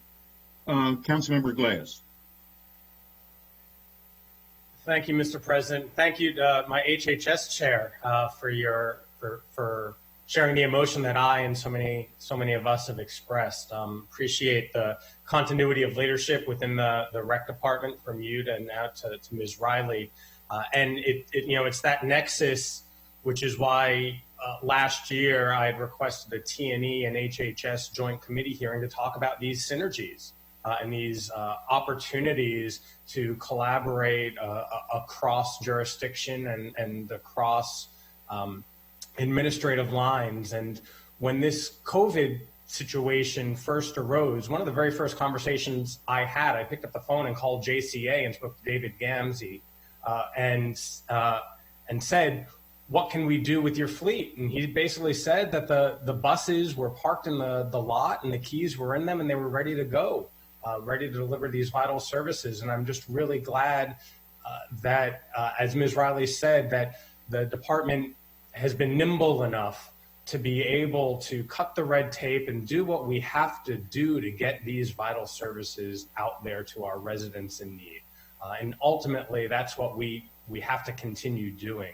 We need to continue thinking about repurposing our contracts, making sure that existing partnerships, those relationships can be rethought. And in addition to JCA, I've engaged in conversations, we've all engaged in conversations with CCACC, other similar services that are really providing lifelines to so many people. And to see that we have been able to turn on a dime, or maybe it's a quarter, to be able to provide these services is just really... I mean, you can get closer to this. Somebody, Jeff Science, you got to mute, buddy. Go ahead. It's now on mute. There we go. So thank you, Ms. Riley, and central staff and everybody else in the Food Council for helping strengthen these partnerships. But as has been noted, we need to continue exploring these creative options. So for every director, every administrator out there, think about some of these existing contracts and how they can be reprogrammed in this emergency to continue providing really important services that our residents and constituents are relying on. So thank you for putting this motion forward and gladly supporting it. Thank you very much. I see no other speakers on this amendment. Is that correct? It has been moved by Councilmember Reamer, seconded by Councilmember Rice. All those in favor, please raise your hand. My guess is this will be unanimous, and my guess was right. This is unanimous. Thank you very much. All right, so now we're going back to Councilmember Reamer. Did you have anything else on this in general? I don't. Thank you. I think there are a lot of issues that we're going to have to grapple with soon about revenue from fees and programs and the summer camps and the strategy for rec with summer camps. These are deep issues. I don't know that now is the time. If maybe colleagues have pertinent questions, I think Councilmember Alberno certainly may. But I just want to say we've got a lot of work ahead of us on this topic, and I'll look forward to getting into that. Hopefully we'll be able to start the committee structure soon, as so we can have more time for those kinds of issues. Thanks. Thank you. Ms. Yao, did you have anything else? I just wanted to highlight just a couple more things. In terms of continuity of service, there are a couple more items. There's a relocation to Wheaton that's been planned for quite some time. That's an increase, as well as an increase to the for the Piney Branch Elementary School pool, and that's been of concern to council members in the past. There have been increased operating costs associated with the pool, so to have a continuity of services, it requires an additional $25,000.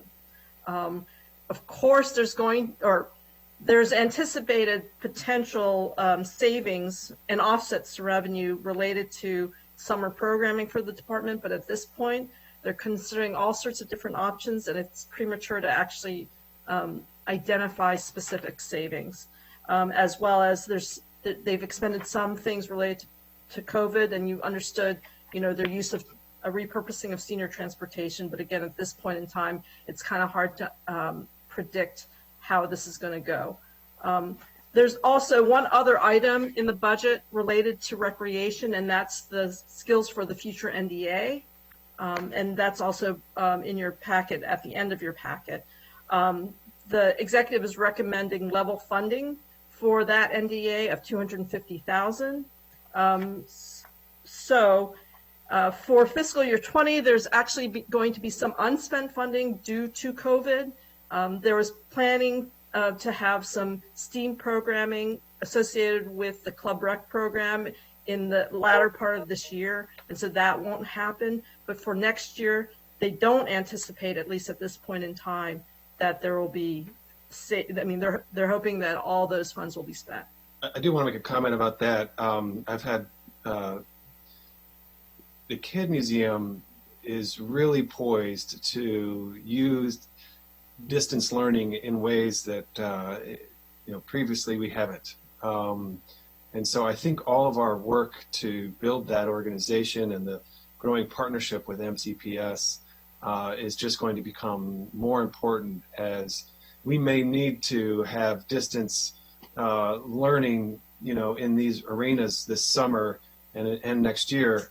Well, we need them right now, but in ways that we have not previously. So, I think the model that has been developed there is one that is scalable. And I just want to share, my colleagues may be aware, but, KID is very excited about the potential here for really significantly expanding their reach, and their type of their strategy really lends itself to this new environment in a way that maybe wouldn't have been assumed, but is really has tremendous potential. So I think we'll need to get into that very soon as well, and make sure that we support them to reach kids with STEM, so that we can do anything we can to ensure that kids aren't falling behind as much as they might otherwise, and do some good work there. Thank you. Ms. Yao, did you have anything else? No, that's it. Thank you. Barry Goldsmith from OMB would like to speak. Brady. No, I was actually on for item number 6. Was it Brady? Brady Goldsmith. Yes, actually for item number 6, the next item. Oh, very good. Well, thank you. Next is Councilmember Jawanda. No, I think you didn't cross me off. I'm good to go. Thank you. Councilmember Navarro. I think we've gone through this list already. Yeah. No, we're going to go back through to make sure, please. Fine. I already spoke. Thank you. Okay. Councilmember Friedson.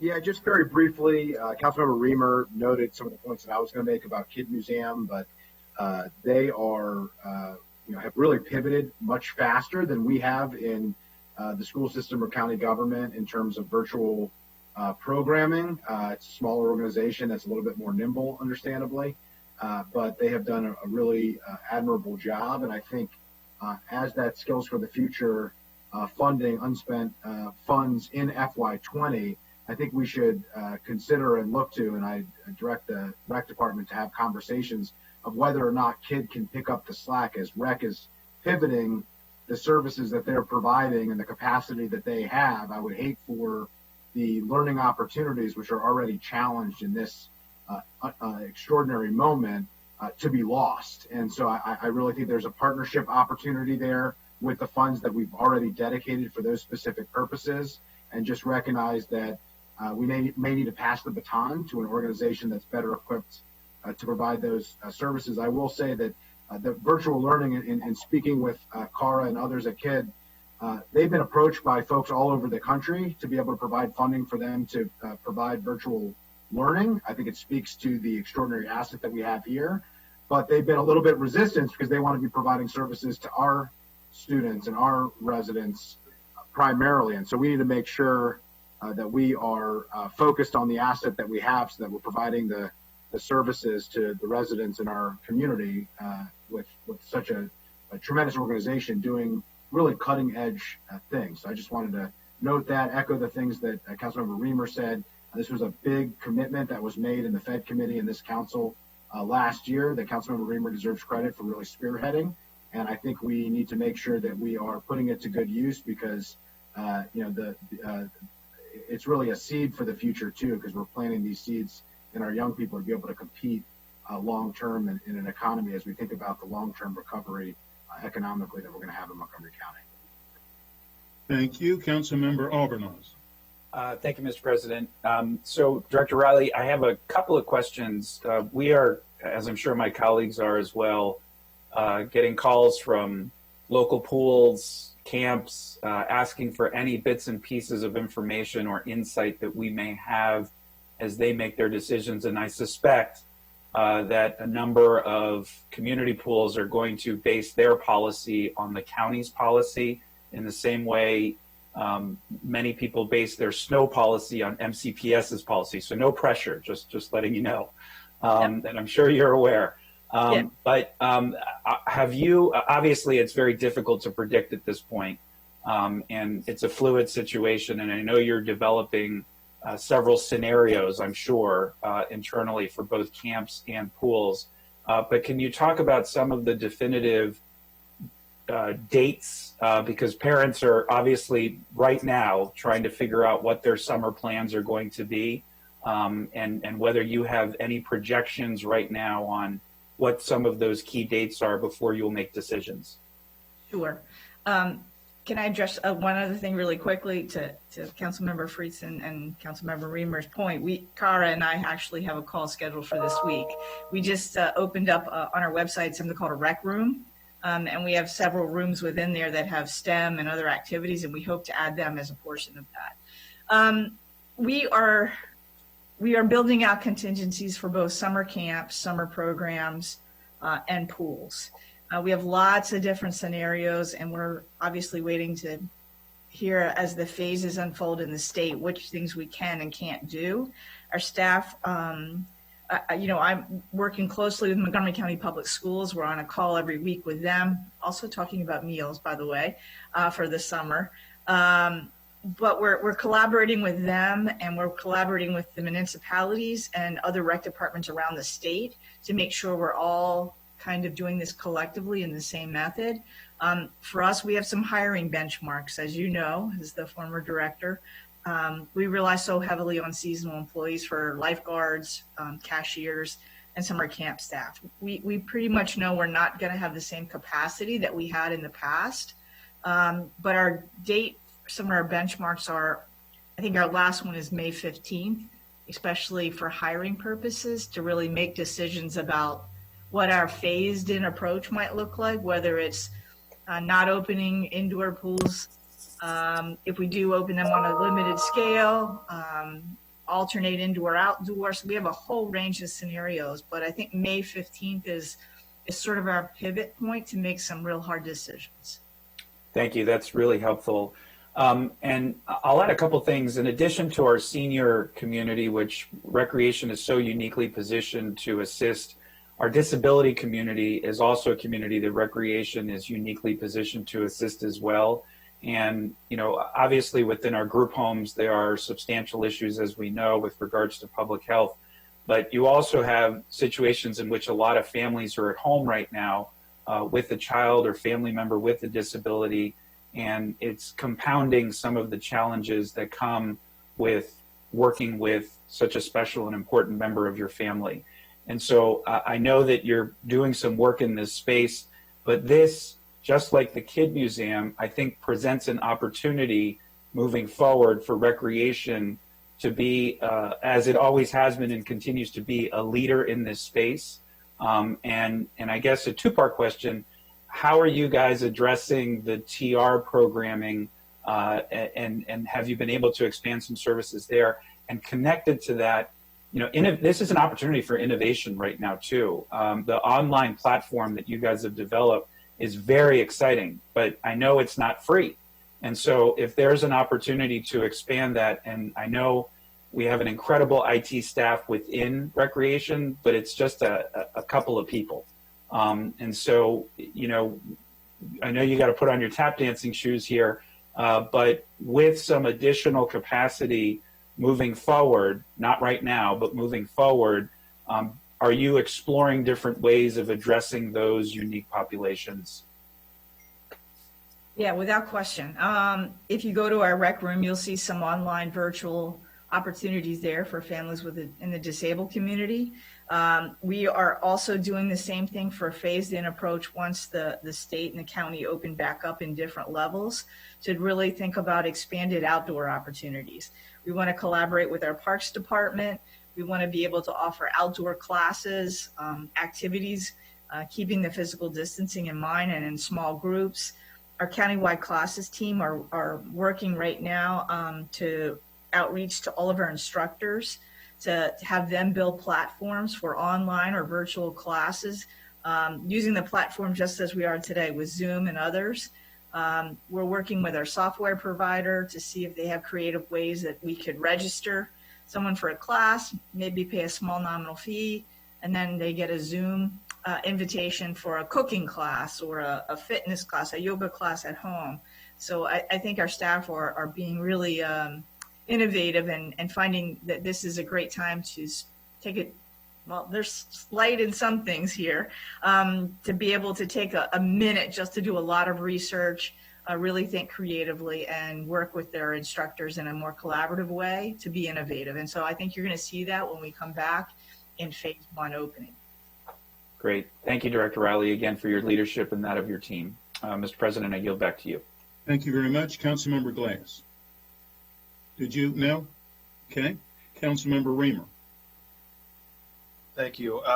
Just want to say I think we'll need to do a follow-up, you know, at the earliest opportunity to figure out really how to invest and expand and see where this fits into our priority strategy with COVID. So, you know, I'll talk to my colleagues, but you know, this merits a focused series of conversations that we need to get into soon and figure out how we can help support.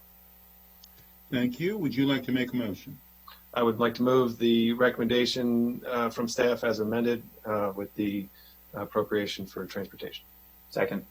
It's been seconded by Councilmember Alvarez. I'm giving you this, Councilmember Alvarez. I saw you and I appreciate it. Thank you very much. It's been moved by Councilmember Reamer, seconded by Councilmember Alvarez. All those in favor, please raise your hand. And this carries unanimously. Thank you very much. Just so that everybody's aware, we're all the way up to number 2 in our budget items today. I just thought maybe someone might like to know where the numbers are. And we have only 24 left after this. So just to let everyone know, plus public hearings this afternoon. But what I am going to do is break at 11:30 to go to Board of Health, because Dr. Gales has, we're always very pleased that he is here, and everyone from Board of Health, but they have other calls that they've also scheduled. So right now, we're going to go to number 6 on our agenda, the General Fund Transportation and Leaf Vacuuming Fund. It's Vice President Hucker, and hopefully we can do that within 15 minutes. Thank you very much. Thank you, Mr. President. I'm glad Brady spoke up because you can feel the palpable excitement building around item 6 here on the agenda.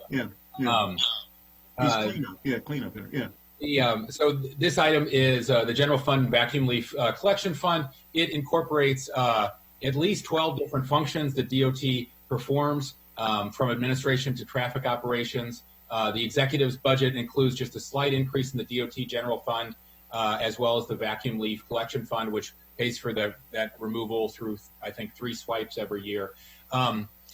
Normally, we talk about all these items in detail in T&E, and there's lots of history around them. And for those of you who are not lucky enough to serve on T&E but are in our fan base, I just want to give you a little... Which would be the whole world. I didn't want to say it, Mr. President. I know, but I can read your mind. Yeah. For those of you that aren't on T&E, during the last recession, and I say this not critical of anything that our predecessors, decisions that they made, because they were under incredible pressure to do this, but many of these budgets, coming with the recommendation from the county executive, were cut severely or zeroed out, and including tree trimming and stump removal, and certainly residential street maintenance. And nobody wants to do that, but the unintended consequence of it is we built up a real long backlog that has existed in some of these areas until the current day, and still exists. And we've been digging out of each of those every year, at least that I've been on the council and serving on the T&E committee. And in fact, the residential street maintenance thing is so important that, starting with under Councilmember Berliner's leadership, we always not only approved the county exec's proposed budget, but added additional money for residential street maintenance at least once, sometimes twice a year, just to help us dig out of that multi-year backlog. So I just want to flag that because I'm glad to see the county exec, even though we're entering a recession, isn't proposing cuts in this area now, and I want us to be mindful about the need to do that in the future, because while I anticipate we'll see cuts in every area, those are some areas where, like dentistry, if you put off the expenditure now, it causes more pain and more cost later. So anyway, with that, I will turn it over to Dr. Orland. Good morning. Just a couple of things to add to Mr. Hooker's good overview.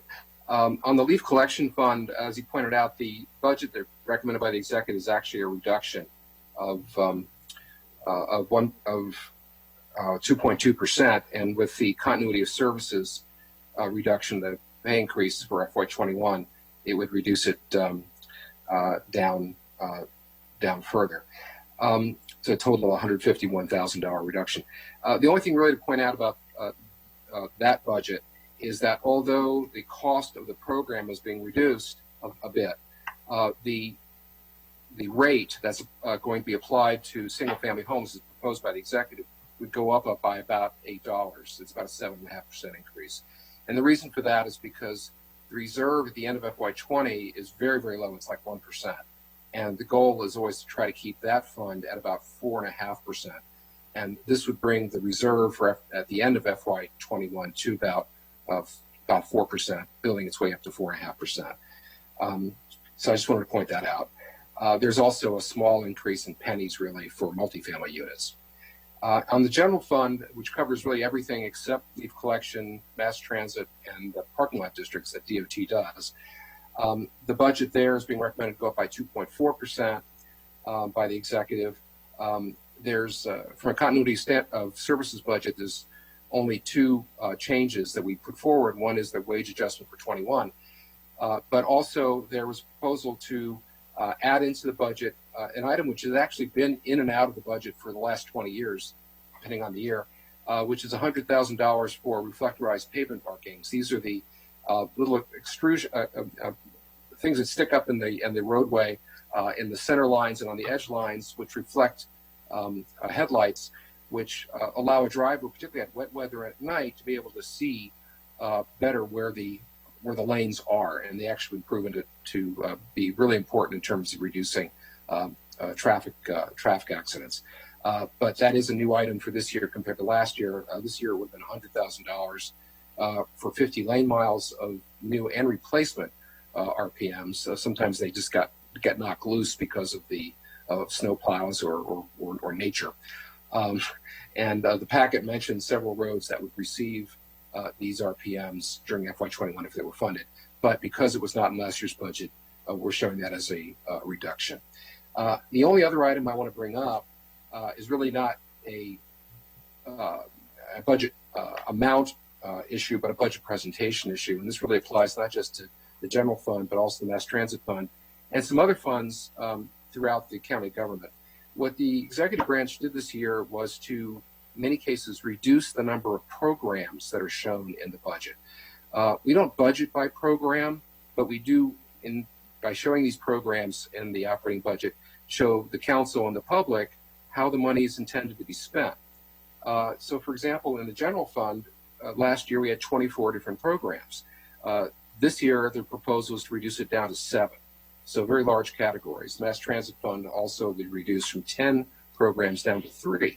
And it makes it really very, very difficult, unless you sort of dig and work with DOT and OMB to get this information, to find out actually what they're spending on what. And so an example I gave in the packet was having to do with tree maintenance. Tree maintenance is something that in the operating budget deals with tree pruning in situations of a tree is about to die or a dead limb needs to be cut down because it's about to fall on a car or something, cause damage in that respect. Sometimes it's trimming foliage so a sign can be seen. It's that kind of a program. And council's been very interested in that in the past, and there have been some advocacy groups as well. But that's been merged into a much larger program called non-roadway right-of-way maintenance, which includes the leaf collection, shoulder maintenance, litter removal, bike trail maintenance, traffic barrier repair, and other functions. And so my recommendation is that the budget language added to the final resolution on the county government's budget to say that the programs, the expenditures should be shown in terms of the FY20 programs, not the new FY21 programs. You can actually show them both ways. I've talked with OMB in the last 24 hours. They're saying that changing them all over back to the FY20 programs could be a really very difficult thing to do in the next several weeks. Well, you could keep what the executive put in his recommended budget in terms of the programs, but also show another page or another half a page, which would have the information that you see on page 3 of the cover memo, which, as you see there, breaks down the FY21 budget by program as if the programs had not changed from the FY20. You can really see very well what's happening there. And that, more importantly, there be a discussion not only between staffs, but with the council in the early part of FY21 to look at all the programs again. There certainly are some programs that could be merged, but there are also some other programs which even today in FY20 terms might be further split because they might have interest in these. And once you finish that, that will be done in time for the preparation of FY22 budget. So that's my other recommendation, is to include budget language requiring that the approved 21 operating budget book display approved spending according to the programs of the FY20 budget. Thank you very much. Next is Brady Goldsmith. He's been waiting so long, he changed his name from Barry to Brady during that time. Brady, please. Thank you. I'll just follow. I think Dr. Orland covered a lot of it. Just wanted to comment just briefly on the council staff recommendation regarding rolling back the programs to FY20. The programs were reorganized to better reflect the budget as it relates to broad programmatic outcomes. For example, we thought it was unnecessary to have separate programs for relatively small programs like transportation policy and transportation planning. And additionally, as Dr. Orland alluded to, we think it would create a significant administrative burden to roll everything back to the FY20 program structure for publication at a time that we really need to be especially focused on running the departments. That being said, we hear Dr. Orland's point on street trees, and we could look into breaking out that piece for the publication. Thank you very much. Councilmember Navarro. Thank you, Mr. President, and I really appreciate Dr. Orland's observation. I'm not going to speak too long because I know we want to be very focused in terms of the budget items that we're approving. But I do agree with adding that language, and I do agree that we need to come back to this. I don't think there's anything wrong with trying to collapse and trying to regroup, but I believe that what we want to do ultimately is to have more transparency. And if we have these broad categories, it's much more difficult for our public to understand exactly how we're spending the money. And so this can have that unintended consequence.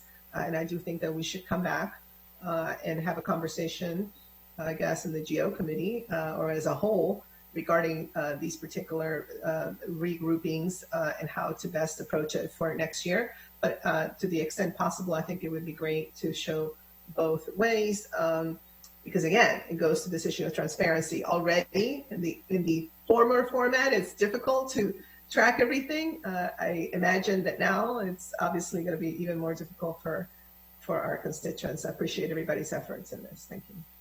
Thank you very much. I see no other speakers. Councilmember Vice President Hucker, would you like to make a motion? I move approval of this item. Thank you. Who would like to second? Second. It's been moved by Councilmember Vice President Hucker, seconded by Councilmember Navarro. All those in favor, please raise your hand. And I believe Mr. Conklin will be voting because he's the only person I can see right now. Thank you very much. All those opposed, same sign. Thank you. That passes as a straw vote. Next, we're going to go to be sitting as the Board of Health. As we know, Dr. Gales is with us, and other people from the public health group.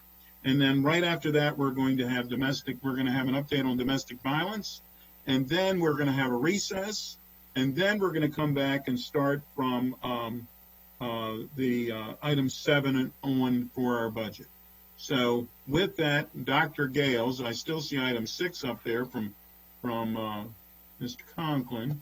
But with that, Dr. Gales, if you are with us, could you please give us your presentation? And there again, once again, thank you as always for being with us. And secondly, we do understand that if you have to leave during parts of this, do not stand on ceremony. We know you're a busy person. So.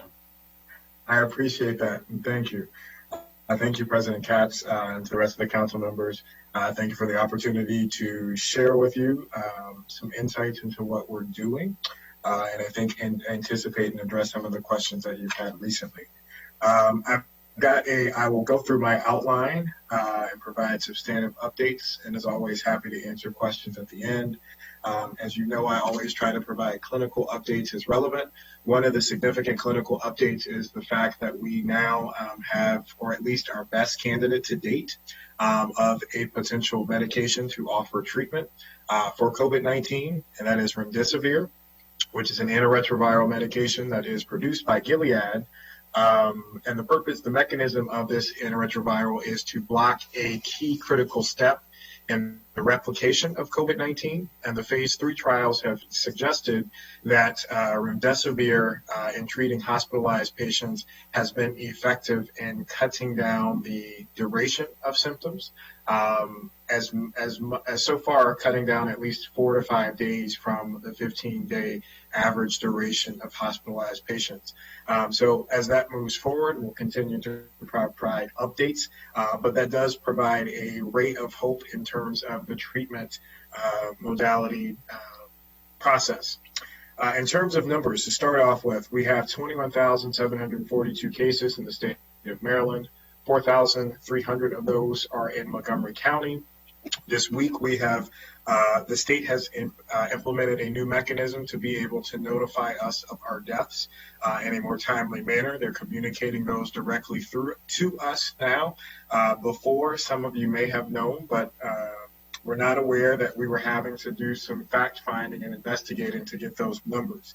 I had one of the most somber activities during this COVID-19 experience on Tuesday evening when we got the most up-to-date spreadsheet. I went through and read through each of the individuals' names and their addresses and their ages, and I looked at their jobs, and many of them were retired. And so I want folks to understand that even though we get have debates about the nuances of how we move forward and what we do in strategy, but there's a face to all of this. And the work that we do is committed to making sure that we don't grow that list any further. Then we do have some basic demographic information as a result of that data. The majority of our deaths are individuals who are over the age of 65. We did do a case count that looked solely at the numbers. It did not look at the rate originally, where we had, we broke it down by race. 28 of our deaths were Hispanic, 18 non-Hispanic Asian, 57 non-Hispanic Black, 8 non-Hispanic other, and 90 non-Hispanic white. But when we break that down by rate per 100,000 residents, non-Hispanic Black is 29.6 compared to non-Hispanic other, which is 28.5, non-Hispanic white 19.9, Hispanic 13.5, and non-Hispanic Asian 11.2. Now, some of you have probably seen more models. I think that we have not hit our peak yet. We have gone up and down a little bit. We started the week at 1,000, that dropped to 700, that went back to 800, down to 600, and then overnight it was 874, I believe. The hospitalization rate continues at 21%. As it relates to our hospitals, we do have 2 hospitals that are in the red zone for acute bed capacity. However, all of them are still up and running with additional capacity to absorb any patients coming in.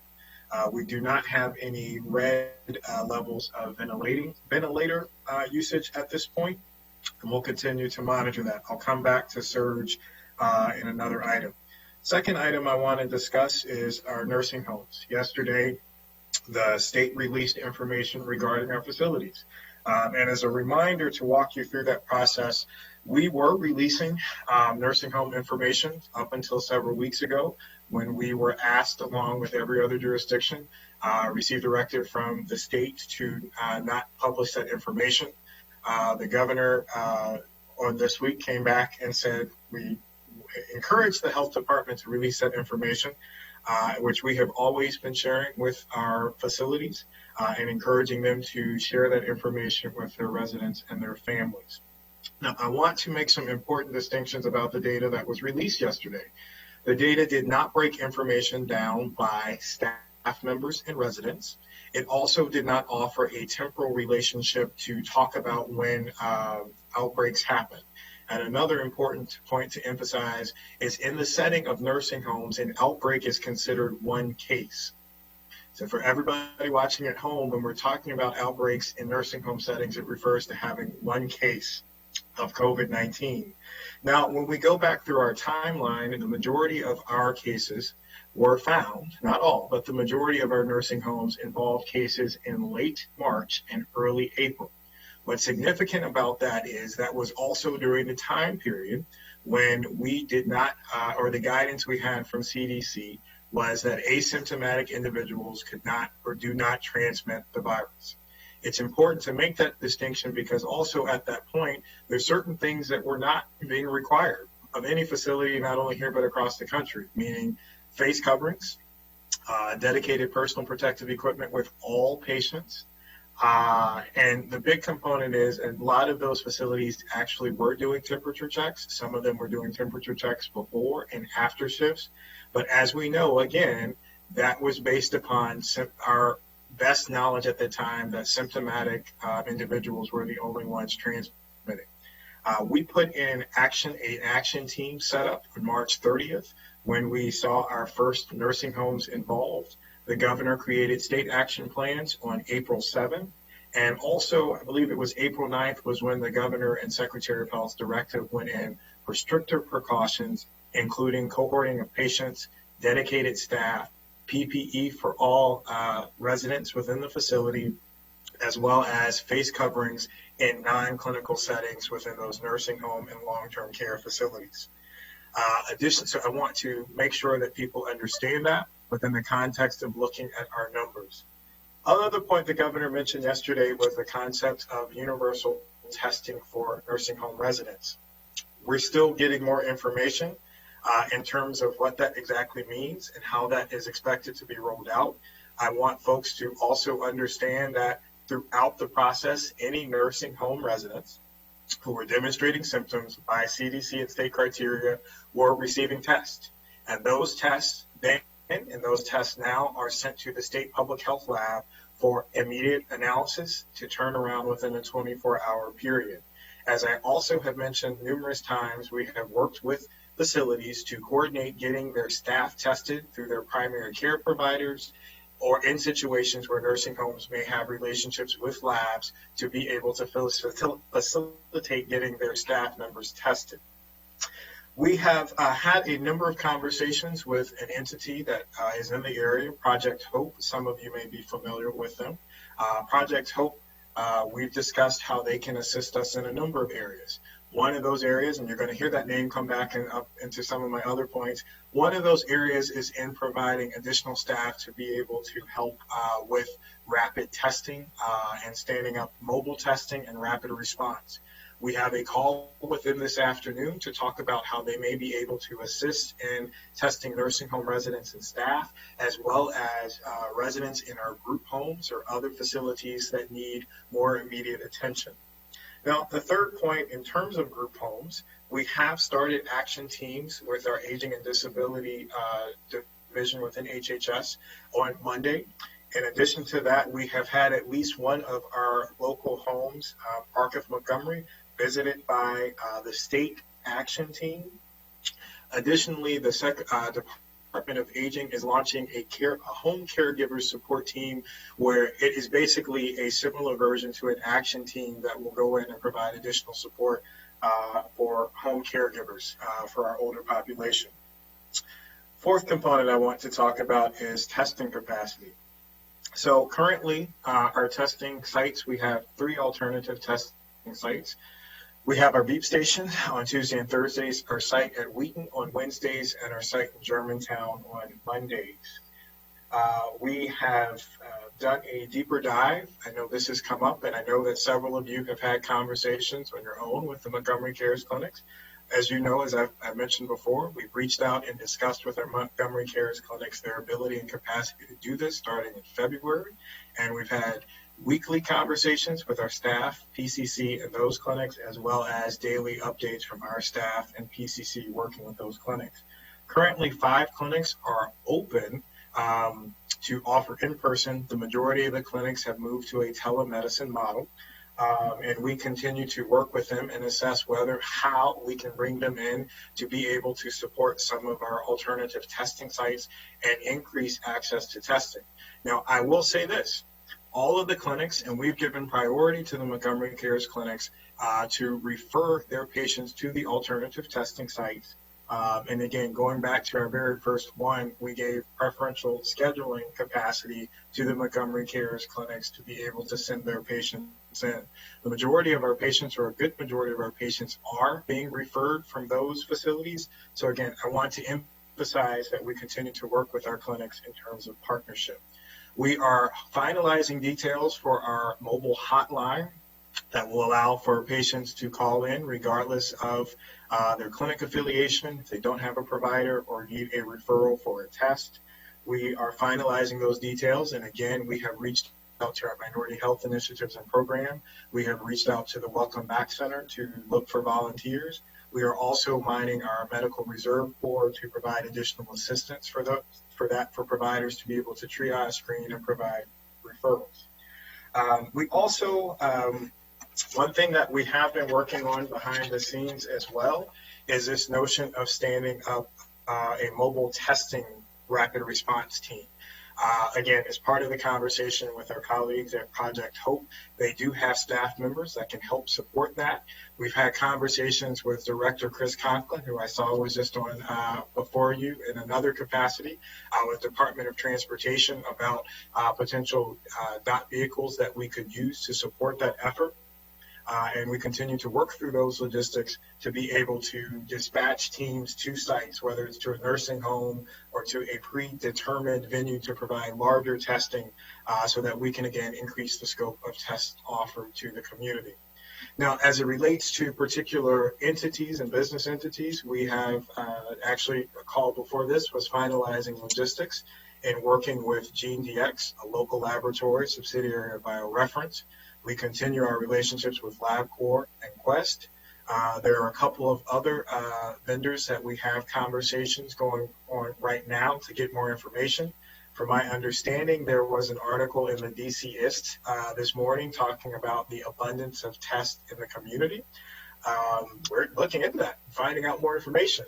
What we found is a significant number of these businesses have not started and aren't up running yet, and so trying to vet and get more information. Point of reference, and why this makes significant sense, is, for example, LA released and announced today that they're testing every resident. So the technology that they're using is an oral COVID-19 test. Just as recently as a few weeks ago, I think it was about a month ago, FDA did not approve that modality.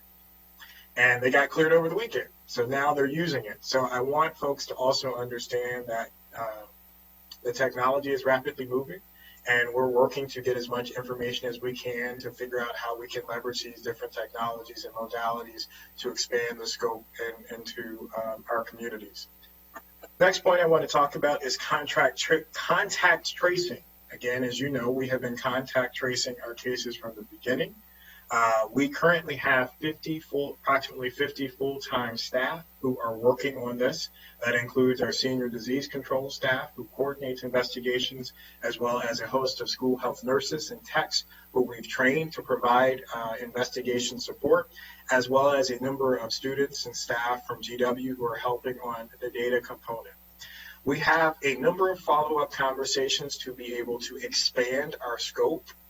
One of those is with a local agency called WestStat, some of you may be familiar with. We have a conversation with them this afternoon to talk about partnership and collaboration, how we can leverage those resources to increase support in this area. We also have a conversation in collaboration with our colleagues in Prince George's County and Baltimore City with Partners in Health who are based out of Boston and Harvard. So those are two additional sources where we can not only add numbers, but we're adding senior level folks who are experienced in public health and contact tracing. There are a number of other potential opportunities, one with working with Montgomery College and our pre-health students there who can provide additional support, but ultimately we're creating a multi-tiered approach that utilizes and leverages our internal senior staff, pulls in senior staff from other agencies and entities, and also leverages the support and assistance from other groups who may be able to help out in some different capacity within the contact tracing mechanism. Next point, rapid response. We have, as I mentioned on our call on Monday, I believe, we have utilized 2 rapid response teams from the state. They have been working with our services to end and prevent homelessness with our shelter population, as well as we have linked them, at least to begin with, linked them with Impact Silver Spring, who has been identifying families in crisis.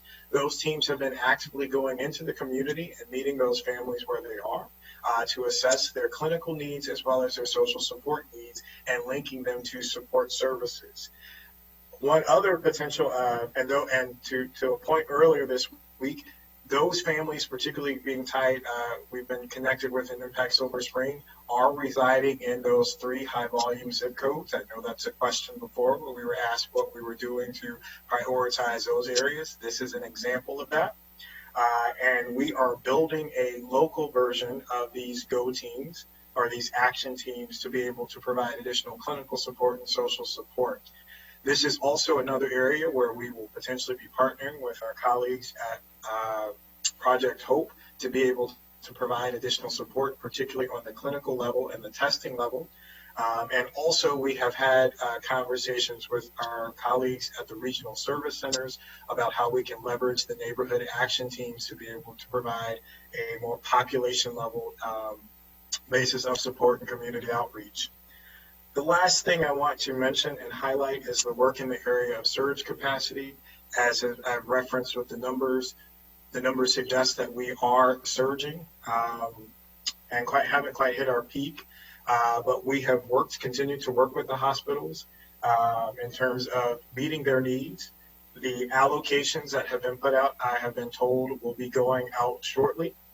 In addition to that, we have coordinated with the state to stand up Washington Adventist beyond what they are already doing in terms of surge planning. They have absorbed a number of lower acuity patients from White Oak and Shady Grove to free up the tertiary care centers to be able to provide extended support for those who are sicker and COVID related.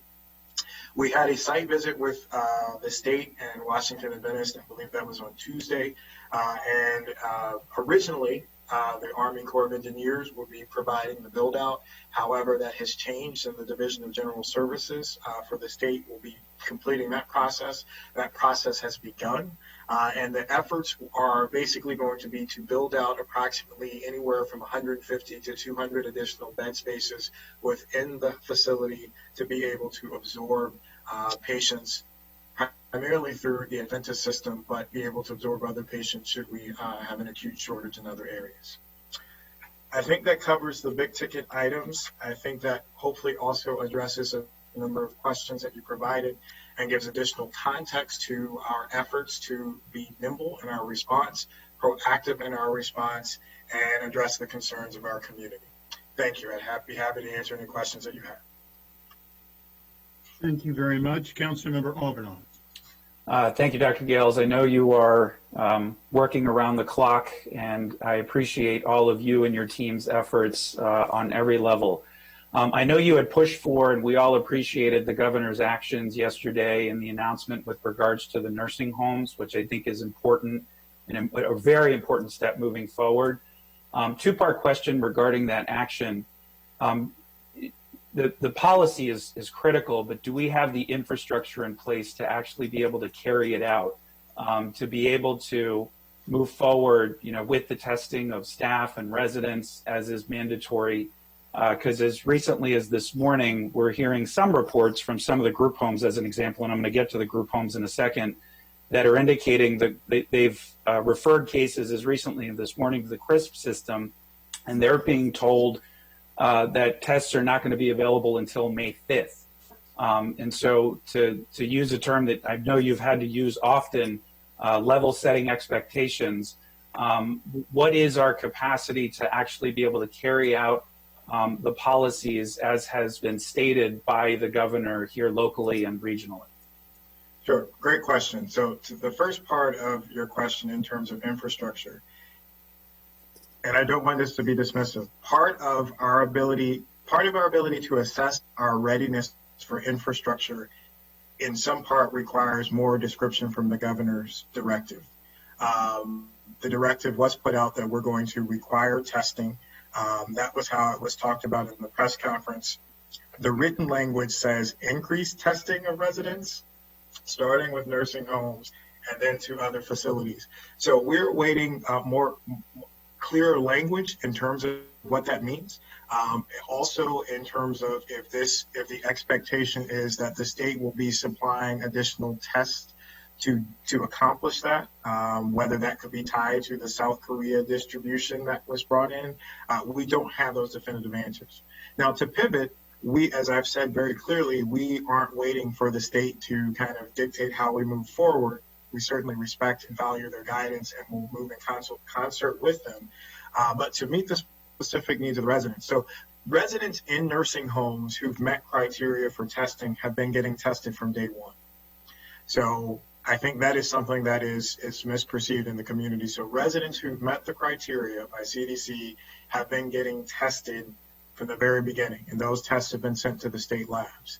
And again, we have helped facilities facilitate getting their staff tested, again, whether that's through going through their primary care provider, or in some instances, we've helped them leverage their partnerships with private labs to be able to provide those services.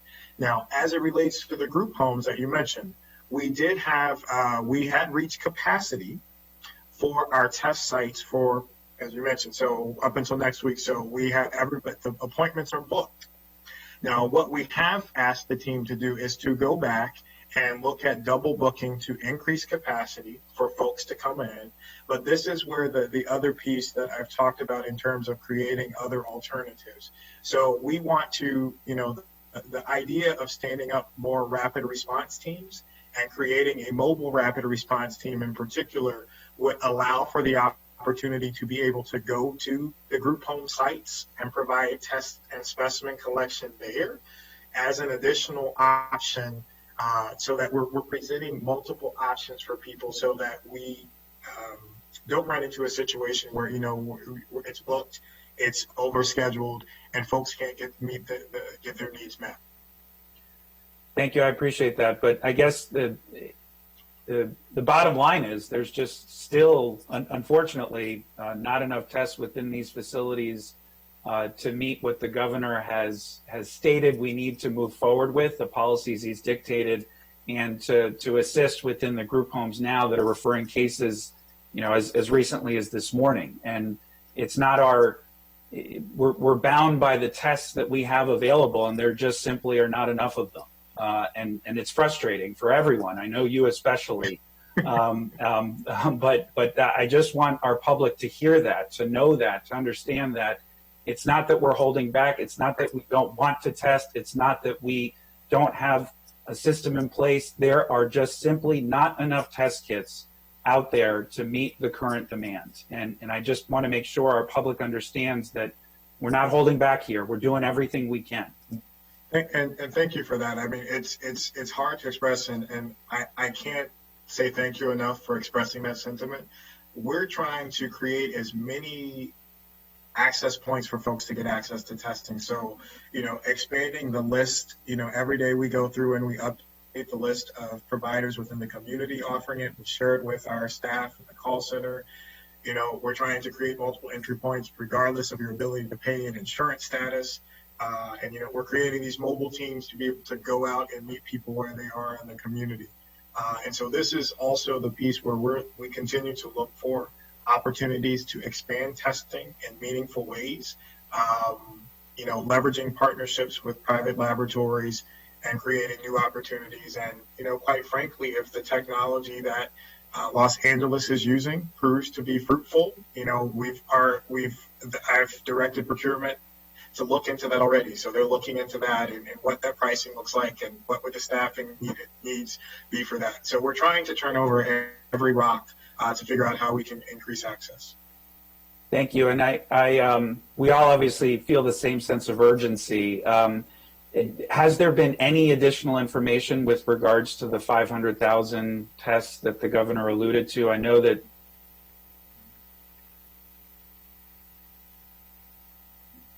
overarching presentation, but have they issued any sort of time frame even on when we may more information on how we can access those? I don't have any more information at this point to share, unfortunately. Okay. And in terms of the various avenues that we're pursuing, which one do you find the most promising at this point, or that we should, pursue further with a full court press in terms of identifying those testing options? I know we're working with the private labs. I know we're working with the state, but are there one of those options that seem better to us right now and that you're focusing on, that we could focus on, that we might be able to help push further? Well, there is one that has been here, that has been present all along, actually, and that is our provider community. So again, you know, as we try to think through alternative sites for those who don't have a primary care provider and who don't have access to that system, overwhelming majority of society does. And the medical community, in terms of our primary care networks, are the largest provider and, you know, referral or source of lab tests. Now, one of the things that I think will help with that, and this is an item that I left off and we did talk a little bit about on Monday, is the CDC did come out and say, create a space for testing asymptomatic folks. The testing criteria up until this weekend was all based upon demonstrating symptoms and having, you know, or a highly concerning exposure. And as I mentioned on that call, we have submitted language to the state to say we would like to put out information to add recommendations in terms of who should be considered in that asymptomatic piece. That will be going out. I'm working on language to put that out hopefully today, because what I would like to see done, and this is, I think, will help cut down on the number of cases potentially, is for asymptomatic individuals. If you are an essential employee, meaning that for the last 2 months, when we've asked everybody to stay at home and telework, you've had to come out and be in public and exposed to, to get the job done. First line responders. And we were going to say, anyone who is in a nursing home setting, but then also if you are a known contact to a positive case, because the current guidelines state that if you are asymptomatic and you may have been exposed, you've been directed to self-quarantine. There's no language to say, you should get tested. It's just quarantine and stay at home. And so the thought is that we would provide recommendations and language for providers so that when they have patients call in, whether we're talking about providers in their private setting or in our alternative testing sites, that would give them that would give them clearer guidelines in terms of other folks they should consider.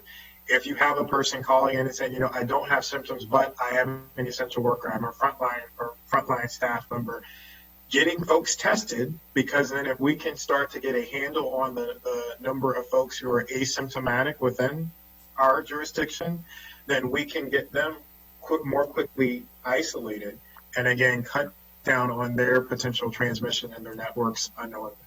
Thank you, Dr. Gills. 2 final questions, and I know my other colleagues have questions as well, but it just feels like the CDC has been a step behind in their guidelines, acknowledging it's a complex issue, it's ever evolving. Do you get that same sense? Because, it feels as though, just generally speaking, we're constantly playing catch up. If you can comment just regarding that, because I think it's important for our public to know as we discuss how we, as a local jurisdiction, have tried to respond to these issues. There's growing frustration because of the evolution, and that the CDC has not been providing guidelines in a way that's been as helpful as it could be. And then I have one final question regarding group homes. Thank you, Dr. Gills. All right. Well, I'll try to be succinct to give you more time for the group home question. Well, I think the challenge is this, as we said, there's no playbook for any of this. And so we are trying to learn as much as we can, as quickly as we can, and implement as much as we can. And to be quite frank, I know that I have received some feedback. I won't call it criticism because, again, this is a special circumstance, special time that, you're not moving fast enough or quickly, or you're waiting for an absolute 100%. We're not. What we are waiting to do and trying to do is to get as much science and much data as we can to make sure that we implement strategies that will have the most impact. And I think as evidenced by when we look at some of these testing modalities, and again, I use it's called, I think it's curative, the test modality that Los Angeles is using.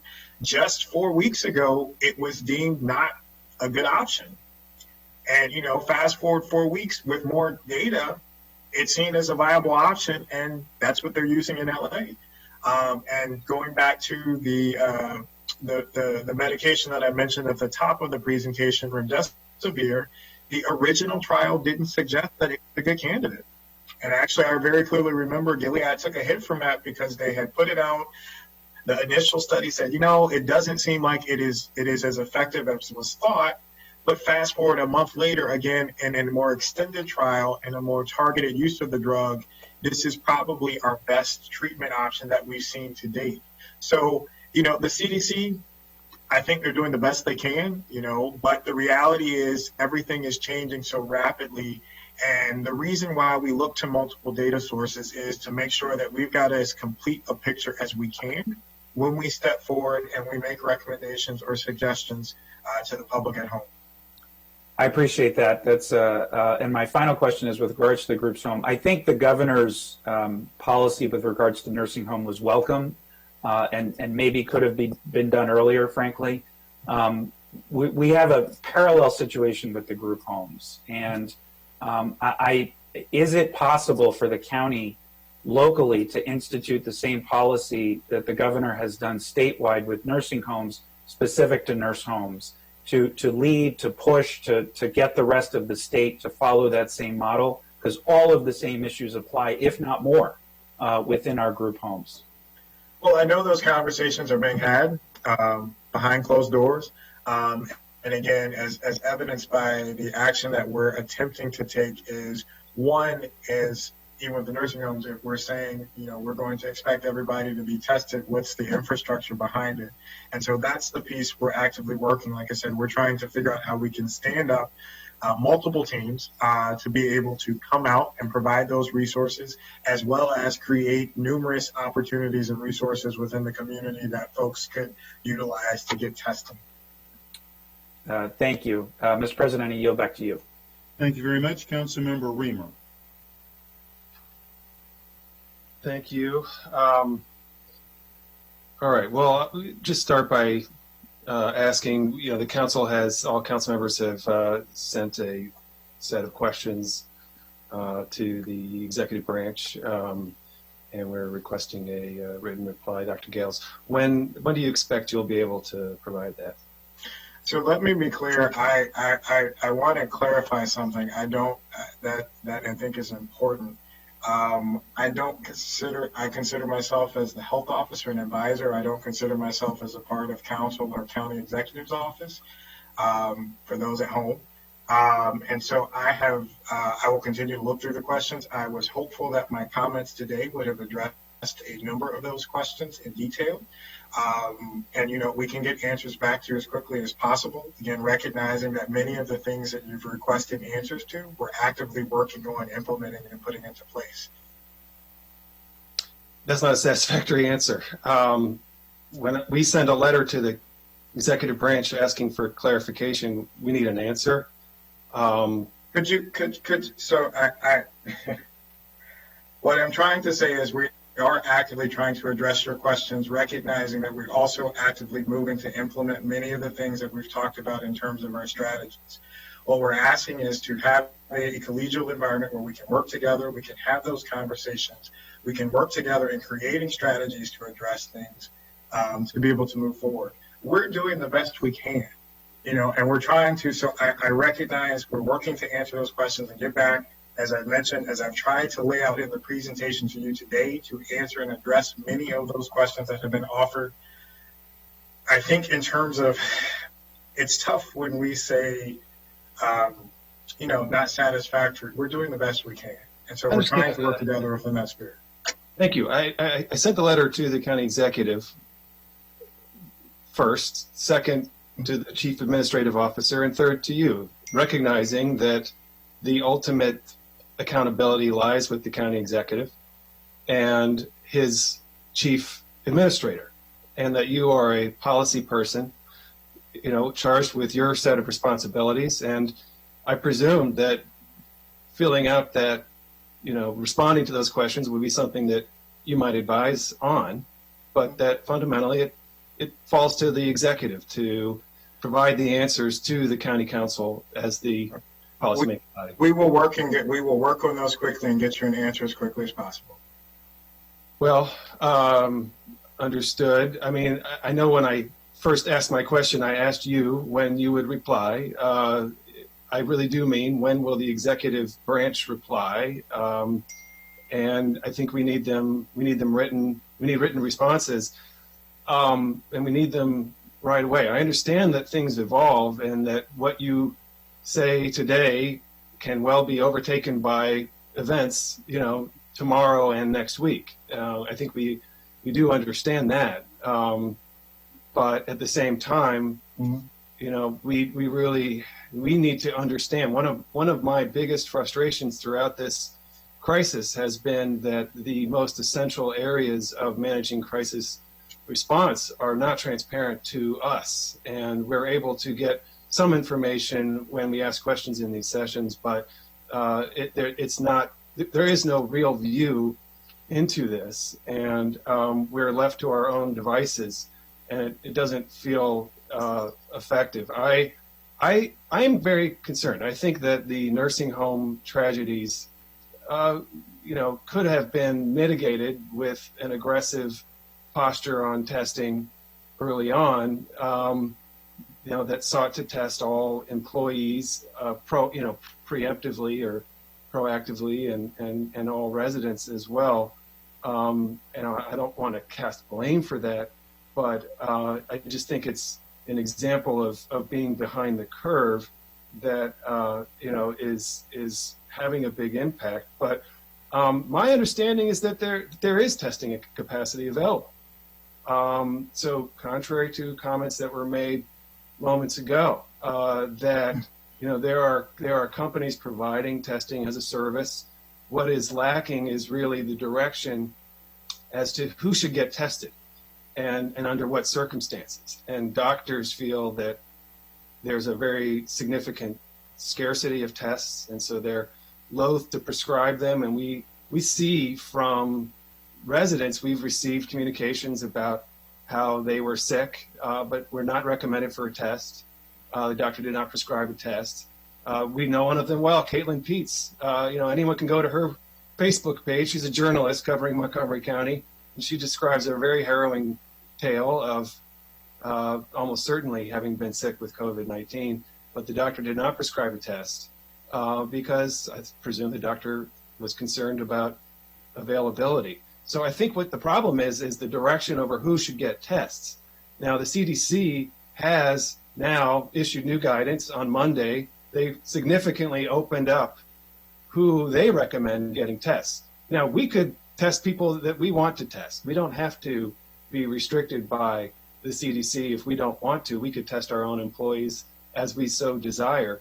But now that the CDC has opened it up, I think that we really need to be aggressive about testing uninsured populations, getting out into the community and doing preemptive testing first responders, even if they're asymptomatic, all of these being asymptomatic. Like, we need a asymptomatic testing strategy with molecular testing. And I think we need to understand what we're going to do with the schools and, really start ramping up towards that down the road. So we need a strategy that calls for very broad tests. I think the tests, I know the tests are available. I think that DCist article is right on the money. I think many people have been saying for weeks, testing capacity is not really the problem. What's lacking is the broader criteria about who can be tested. I noticed that DC has now said grocery store workers will be tested, regularly. It's just kind of a proactive strategy. We could do that as well. So I want to just ask for your comments as to when are we going to significantly widen the population of people that are recommended for tests. And then in order to achieve that, of course, we need more testing sites. That's as you've been working to expand those. I heard you say you had Germantown operating on Mondays and you got other sites, but we would need significant increase in the collections facilities in order to handle, a substantial increase of tests. But, that's been one of the big problems all along, is that doctors have said, well, if you want to get tested, you have to go to Prince George's County, first to FedEx Field. Just this whole system hasn't worked. So let me just state, and my colleagues may have comments, but I think we would like a written response from the county executive, Chief Administrator Officer Klein, yourself, to those inquiries as soon as possible. And then secondly, when can we open up the population significantly to who is getting tests, recognizing that testing capacity is not really the issue, it's the direction over who should get them. So thank you for your questions and your comments. So let me emphasize that the county executive takes the questions very seriously and has considered them, and will get you a response to those questions. To your second component, I'm glad you mentioned testing asymptomatic folks. If you recall in my conversation and answers with Councilmember Albino, I'm sorry, if you could lean in a little or something, it's just a little muffled. Can you hear me now? Yes, that's better. Thanks. Okay. So to repeat the first component, I know that the county executive takes those responses very seriously and is actively working on it, and we'll get you a response to those questions quickly. To your second component, as I mentioned, I'm glad you brought up asymptomatic tests, because as I mentioned in my extensive answers to Councilmember Albanos, as well as in my presentation, I talked about recommending additional criteria for providers to consider when expanding the scope of individuals who should be tested, including essential workers, first line responders, and any individuals who have come into contact with known positive cases. If you recall our conversation on Monday, I did reference a number of other jurisdictions, such as Detroit, the state of Michigan, Los Angeles, and San Francisco, who have implemented a number of strategies to identify those individuals. What we're saying is we're recommending folks to get that testing and including criteria. So as you've mentioned, when providers have said, well, I don't know who I should test or who meets the criteria, that's the whole purpose behind putting out language to support them in that process. Again, the provider network provides the majority of tests that feed through our private laboratory system. And so what we're saying is, in the absence of us being able to stand up right away a system that would test everybody, what we're recommending is to increase that language and criteria for providers to be able to screen their patients and their workers. Now, we are working behind the scenes to stand up something more large scale. In the absence of that, as I said, I've mentioned, we are working to create mobile testing teams. We have increased the number of alternative test sites. We have rapid response teams who are going directly into individuals and folks' homes to meet their needs. So we have a multi-pronged approach that we are taking to do this. I don't agree with the assessment that testing capacity is just a question of who is directing the test and what the criteria is. I think it's evidence when you look across the country. You look at a host of jurisdictions, including our state is one, in terms of continuing to seek other alternatives in terms of increasing access to tests. We welcome any of these places. I mean, we're trying to have conversations to talk about how we can scale up and do large-scale testing. We have a conversation later today with the individual who that was referred to us by council to talk about exploring some of these options. So we're working on it. We're continuing to look at how we can leverage those resources, and we will continue to grow the things that we can offer, as well as support the medical provider community in terms of being able to increase access to testing throughout all of these different venues. Okay, well, I'll pass it on. I'm very frustrated at this moment. I think this conversation is sort of highlighting some of the challenges. I think that we have some structural issues with authorities, and I think there's too much. Could you tell me more about that, though? Because as I said, I'm interested in working through these issues, and so when I hear critiques or things like that, tell me more. When we talk about issues with infrastructure, what is it that we mean, and how can we work through that? Sorry, what I meant was structural issues with authorities. I'm very confused about your role overall. You know, I know that you are you're part of a state structure. And so it appears to me that oftentimes decisions that we could make locally are deferred to state level decisions or sort of, we don't make a decision locally because we are waiting for a statewide decision. It appears that way to me, that as a state chartered health officer, you are you're not necessarily responsive. You're responsive to a state decision-making process first. Is that correct? That's not correct. I think as an example of us putting forward a number of strategies, actually. So, for example, our Employee and Consumer Safety Directive.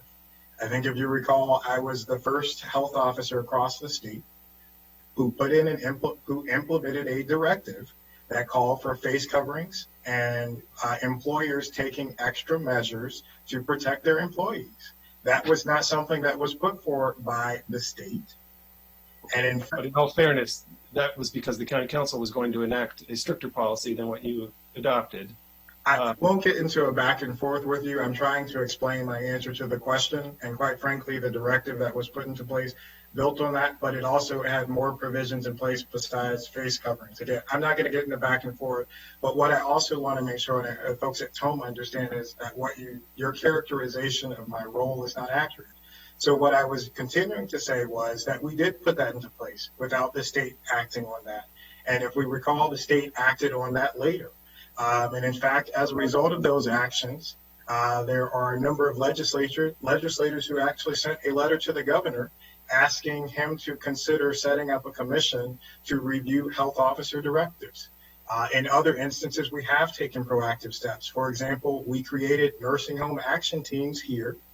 On March 31st is when our action teams went live. The state implemented a strategy about a week later. Third, another example of that is we created action teams for our D&D group homes. That was a strategy that we put into place that we then discussed and talked to Secretary Beatty in terms of putting that forward. And I'll actually go back to January when we were one of the first jurisdictions without guidance from the state or input from the state who put out a directive to employees to talk about what COVID-19 was and to begin to address their questions. So there are multiple examples of how we have been proactive and how I have not deferred to the state or waited on a state decision to happen in terms of implementing a strategy. What I will say is anything that we do from the health officer standpoint or from public health services is guided not by state, but is guided by public health principles. And for those of us who have background in public health, we understand the value of looking at data and using science to drive our decisions and making sure that we do the right things. It's also important that, yes, we are a jurisdiction, but it's important to also reach out to our colleagues in other jurisdictions to make sure that we are on the same page as much as possible. So I say all of that, again, that I'm not dependent on any particular person. We look at the data and we implement the strategies that we think are best. All right. Well, I think I'm going to pass the baton to my colleagues, but this has been an revealing conversation. Thank you. Thank you. Councilmember Rice. Well, thank you, Mr. President. This is a tough one for me. Dr. Gales, I have tremendous respect for you, sir.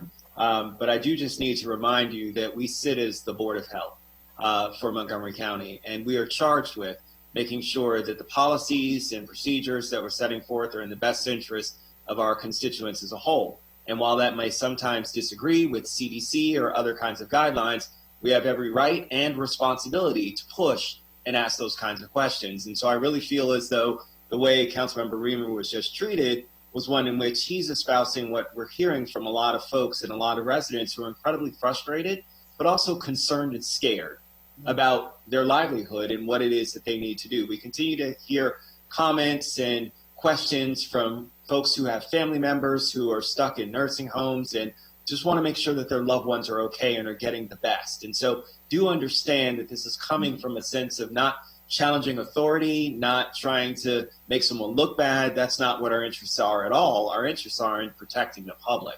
And so from that perspective, the question I have for you is more about what's within our power.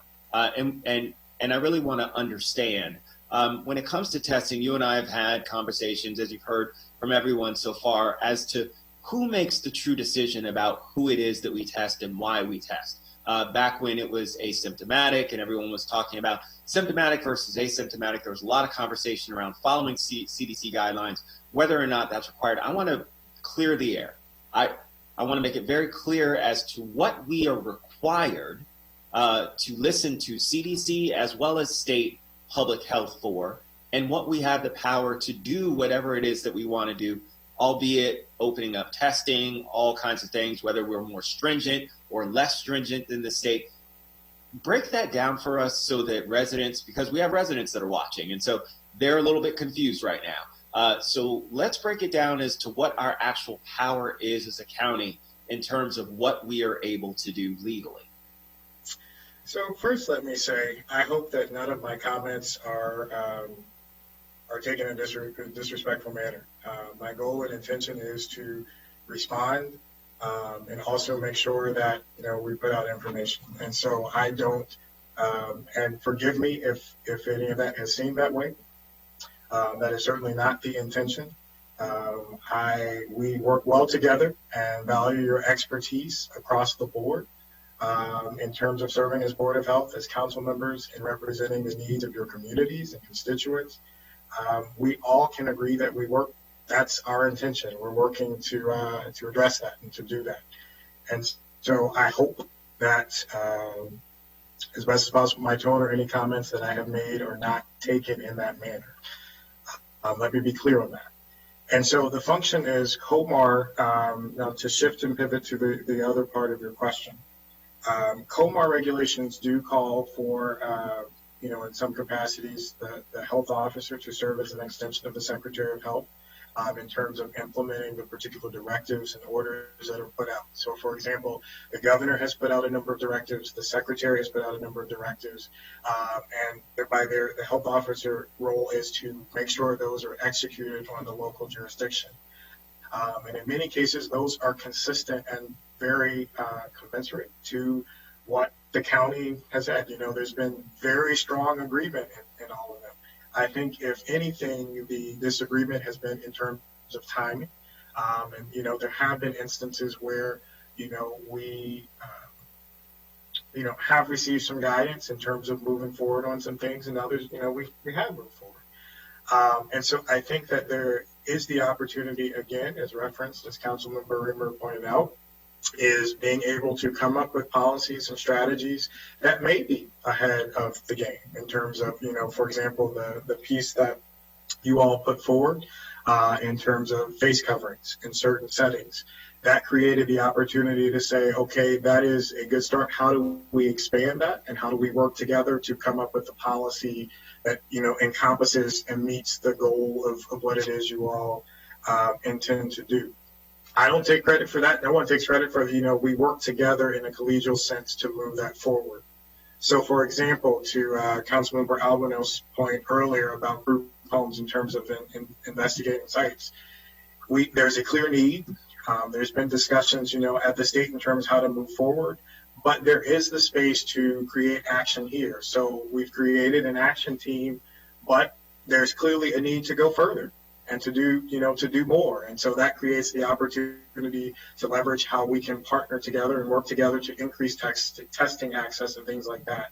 I think the overall consensus is that there's lots of guiding principles and pieces that go into this, but ultimately as a jurisdiction, working together collectively and collaboratively, we provide advice and come up with policies and strategies that are able to be moved forward. So whether that is saying, face coverings in a store setting, talking about other options to take in terms of safety. I know that there was a conversation around reusable bags, and so coming up with policies and strategies to inform those.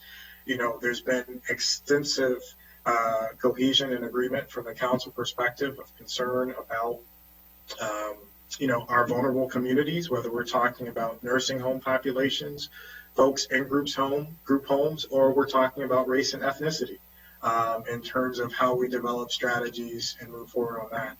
So I think the best way is it's really not a council or a county executive or a health officer. It's working together to come up and develop strategies to be able to take all of the knowledge that each of us has and all of the networks and expertise and the connections to be able to put forth strategies that at the end of the day are going to achieve the goal that all of us have, which is making sure we keep people safe and dealing with the anxieties in terms of where they stem, regardless of where they stem from, but being able to address the questions in a proactive manner. Well, I appreciate that clarification. I think that's really, really important. And at the end of the day, here's the thing that I think that a lot of folks are saying in our community and what you're hearing us espouse. And that's that, and I'll channel my mother here to make it very easy. My mother said to me as she saw Pink, who was being interviewed by Ellen, Pink, the artist, who had contracted COVID and who got a test. And she was talking about the fact of how people had lashed out at her on social media saying, how dare she get a test when there are other people who are dying who ended up not getting a test. And she said, yes, I agree. We need to fix the system.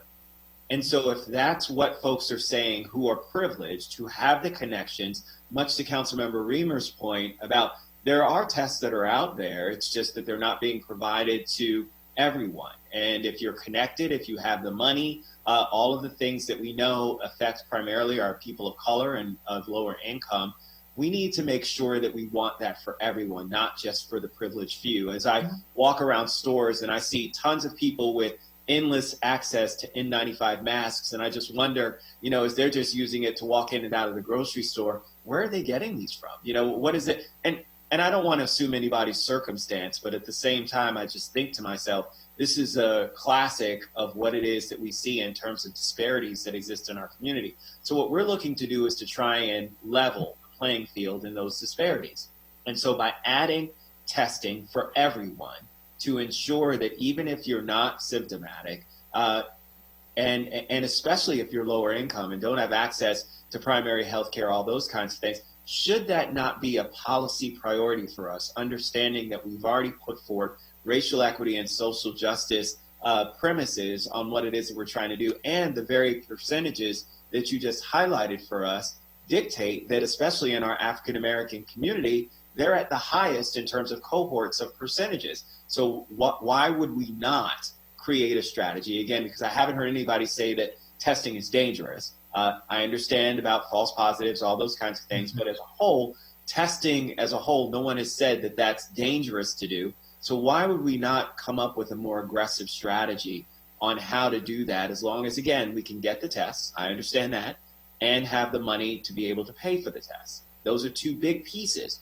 But putting those aside, because that's what the council's responsibility is, right, to help with that. And I know that we have 9 members and the county executive and all of his staff who can work on that if we decide that that's our strategy. So is there a danger in having that as a good strategy for us moving forward? And if so, then can we work together on trying to facilitate that kind of a strategy? Well, I think it's an excellent strategy, and I'd like to think that's been a strategy that we've all been working on from the very beginning in terms of how to increase access. And again, consistent with that is why we're trying to lay out as many options as we can to achieve that goal. So absent a windfall of tests and a huge level of infrastructure to be able to execute that, what we're trying to do is lay out multiple ways that we can achieve that goal as we build this larger system to be able to achieve universal testing. We don't have that capacity yet to be able to offer that from a county perspective at this time. So what we've said is, recognizing that's a goal, we're trying to leverage the healthcare community. And so by doing that, we're giving guidance to increase, as you said, to increase factors that you can think through of people who are eligible or meet the criteria that go outside of that. We're creating these alternate test sites to give people different spaces to go. Even in putting that together, we found out it's still a bottleneck if you don't have a provider to get a referral. So hence we're creating a hotline to be able to increase access to do that. And we still have heard to say, well, it's still difficult for people to get to those spaces, or to Councilmember Albano's point, it's still difficult for people to pick up a group from a home to be able to go do that. So we're trying to create a mobile response team to be able to go to meet those needs. And on a fifth level, it's like, well, yeah, there's still some people who, for whatever reason, that is guided by their experience, their status, their trust of the system, their lack of access to the system, who still can't get out. So that's why we're trying to stand up rapid response teams that are physically going to folks' homes where they are in space to be able to provide those services. So I feel that we're on the same page in that. I think it's a great policy and mission to have. As I said, I hope that is what has guided us along the way in terms of working together to achieve that. And as we build this larger model to be able to accomplish that in a universal setting, what we've been working to do is to provide multiple options to achieve that goal in the meantime. Thank you very much, Mr. President. Thank you, Dr. Gales.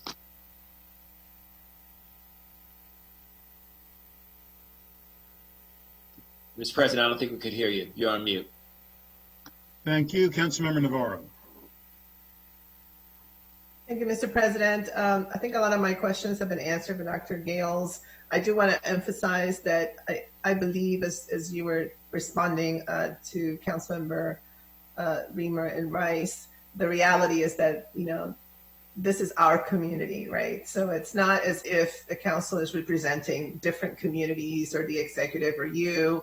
This is our community. And what we're doing here, sitting as the Board of Health, is actually doing our job, which is to work collaboratively as we've been doing in order to figure out how to best position ourselves to respond to this pandemic. And I think that, we've had all of these, phone call meetings twice a week where everyone has put in, what they can. We have been working in a very, I think, nimble way to identify opportunities and to work together. But the truth is that it is my sense that what I would like to see us continue to do, or perhaps do even better, is to have an attitude of figuring out what is the way to get around whatever barriers. When I listen to Governor Cuomo, press conferences when I have time, that is the one thing that stands out for me, is this ability to just truly say we need to figure it out. We may not be able to figure it out, but guess what? Let's try every single way and let's scale up. And so, I had a lot of questions regarding how we're dealing with those zip codes. You've mentioned the GO teams and the rapid response team, and I'm glad that we're doing that. I feel like we need to scale up. And I think what you're hearing from the council is that we, and I'll say it in an unprecedented fashion, have really banded together to be as nimble as possible to provide whatever assistance we can provide to get to that scaling up point. So again, I do not like a display of, tense exchanges between our health officer and the Board of Health. I don't think this helps anybody. What I want is for us to continue to work in a proactive, in a quick fashion to scale up and to find as many ways, as many, initiatives, strategic ways of figuring out how to address this. Specifically because, and as we've known in terms of these zip codes, we know who lives there.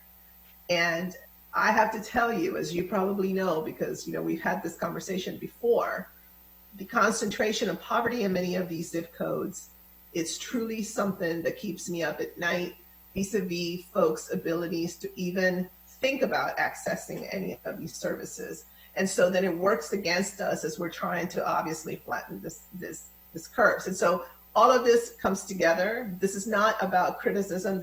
We all have the same goal. So the idea is, let's all figure out through however, whose ever expertise or understanding, let's figure out if there are ways to get around many of these barriers. Let's scale up whenever possible. And working together, I think, is how we achieve this. So I appreciate what you are doing, because I know that this is extraordinary. And at the same time, must be really exciting as a health officer, but, because this is unusual, but I know how hard it must be. Just know that we are all here looking for an opportunity to mitigate this and be as creative as we can and as innovative as we can. We're Montgomery County. We have that in our DNA. And so, so that's what I'm going to say. And so to the extent, again, that we can have during these briefings a little bit more information about exactly what we're doing, particularly in these zip codes as a strategic intervention, I would really appreciate knowing that. Thank you. Thank you. Councilmember Friedson.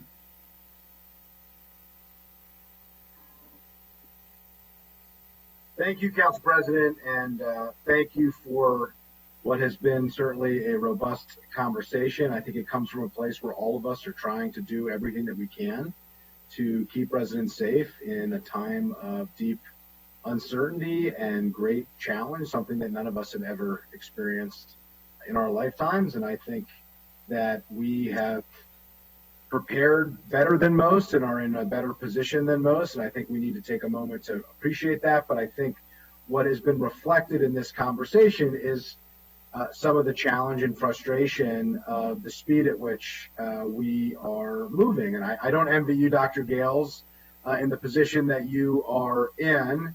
And I think some of this, perhaps, as was stated in the beginning, targeted in your direction, is some frustration and lack of information from the executive branch, of which you do not represent the executive branch, although you are part of the executive branch. You are the chief public health expert that we have in the county that advises the Board of Health, advises the county executive, and runs the health department. And I just want to note that. And I think, some of this has been kind of directed at you, and at least from my perspective, at least, I don't see it that way. And I think that we ought to be, as I've said before, politicians taking advice from public health officers, and the time for public health officers to lead and politicians to follow. But we do need executive leadership, and I think there's a difference there, and I just think that ought to be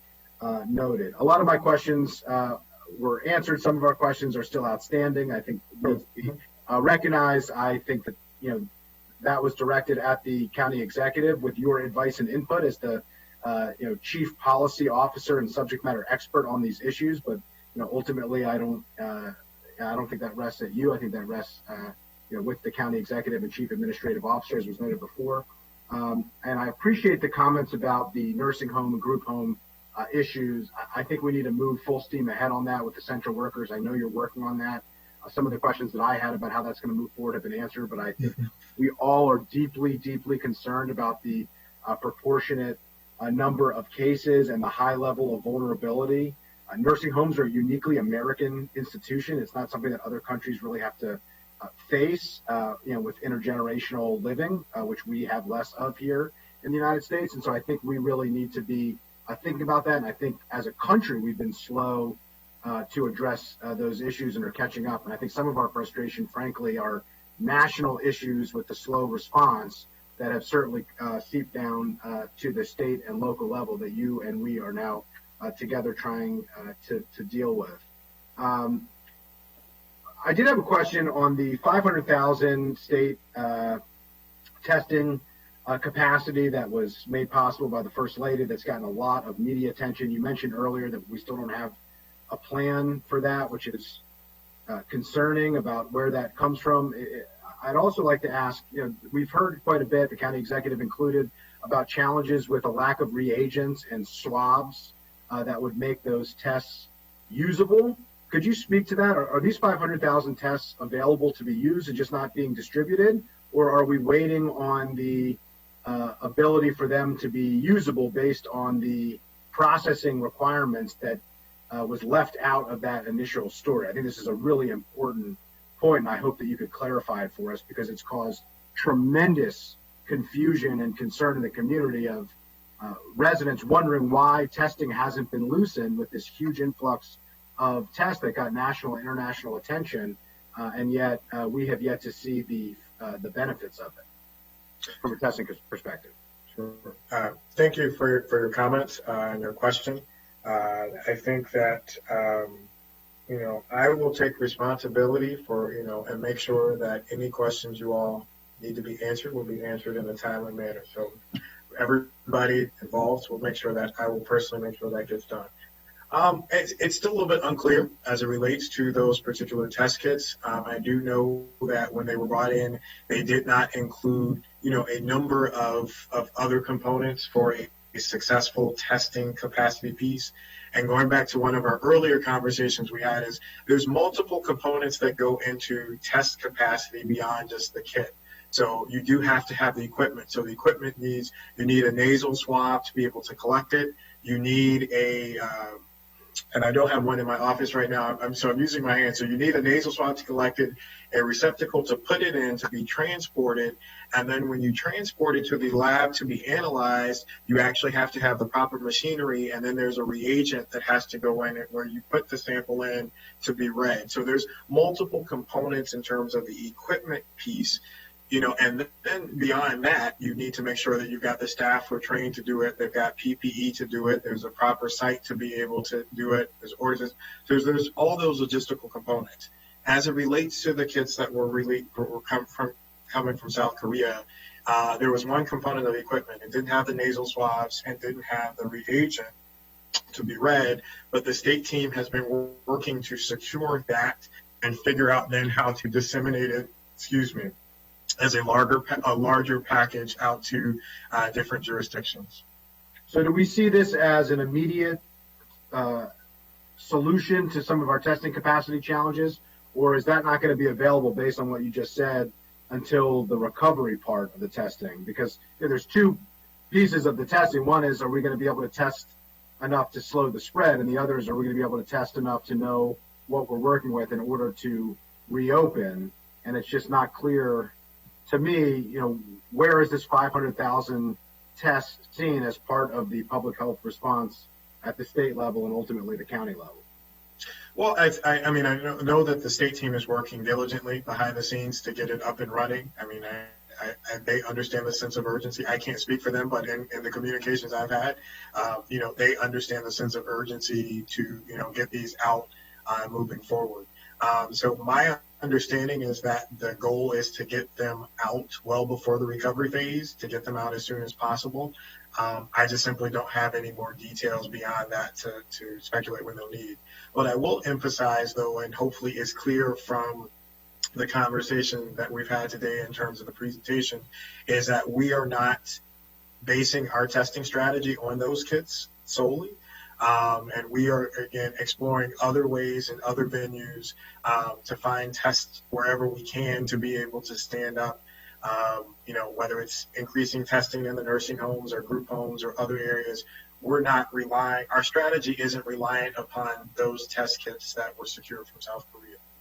I appreciate that. The emergency management team under Dr. Stoddard and your team in the public health department has done a really good job of having a real-time understanding of the inventory of PPE equipment and securing PPE equipment, as difficult as it has been, of addressing the surge capacity, of figuring out how we get to those 600 to 800 rooms, which seems like we've really done a good job on the ICU and ventilators. It's very clear to me what those numbers are, what the targets were, what the inventory is, what the gap is, and how we fill it. This council has demonstrated its willingness and urgency to step up with funding, including $10 million for hospitals and additional PPE appropriations that we've done in emergency capacity. And I think it was possible because we had that information.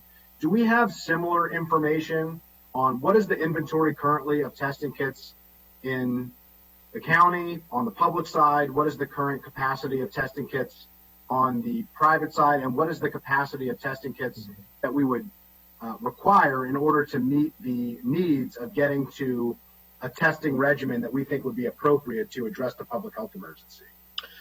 Sure, great questions. In order for the first component of your question in terms of test capacity, we'd have to get more information from the private laboratories to see, determine what they can offer. And so I don't have that number available. What I can say is that, we've worked primarily with LabCorp and Quest, is that they have, initially things were very tight because they were still working on increasing their capacity from a national perspective.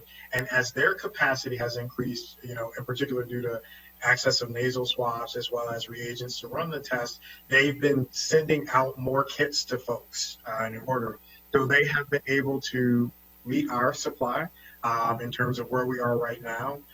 We are hopeful, again, that the team is finishing off the conversation with the other lab that we've signed a contract with to add a third vendor to this to be able to provide more support.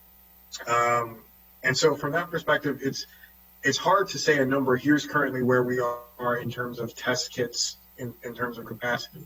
What I will say is that, again, at this point, the private labs seem to have good supply. So if folks are meeting the criteria and needing tests, they're getting it. They're not being turned away, which is different from, as was referenced early on, there were tighter restrictions on who got tests because there was tighter supply.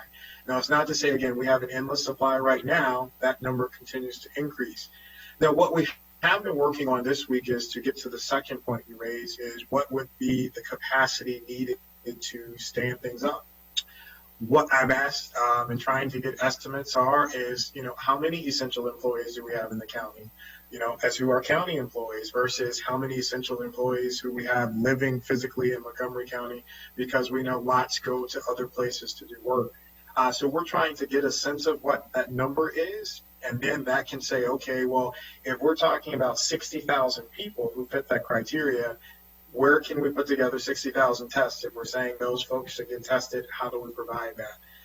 So I know that doesn't give you a definitive answer, but we're asking those questions, trying to get that data, because the same question you propose is one that I'm trying to think through as well, in terms of how we grow this and get more access. Yeah, I think at the root of the frustration that you're hearing from some of my colleagues, at least just speaking for myself, is that missing piece of what do we have in terms of inventory, what do we need in terms of a response, and how quickly can we get there based on what's available. And it seems like we lack that information, and we're flying a little bit blind here. There's a lot of misunderstanding out there and confusion out there, and we're not equipped to make the best policy decisions and appropriation decisions, as the Board of Health and as the County Council. And we're not in a position to be able to answer questions as ably as we should and confidently as we should with the public. So I think we absolutely need, those questions to be answered. And then we need partnership, not just with you, but with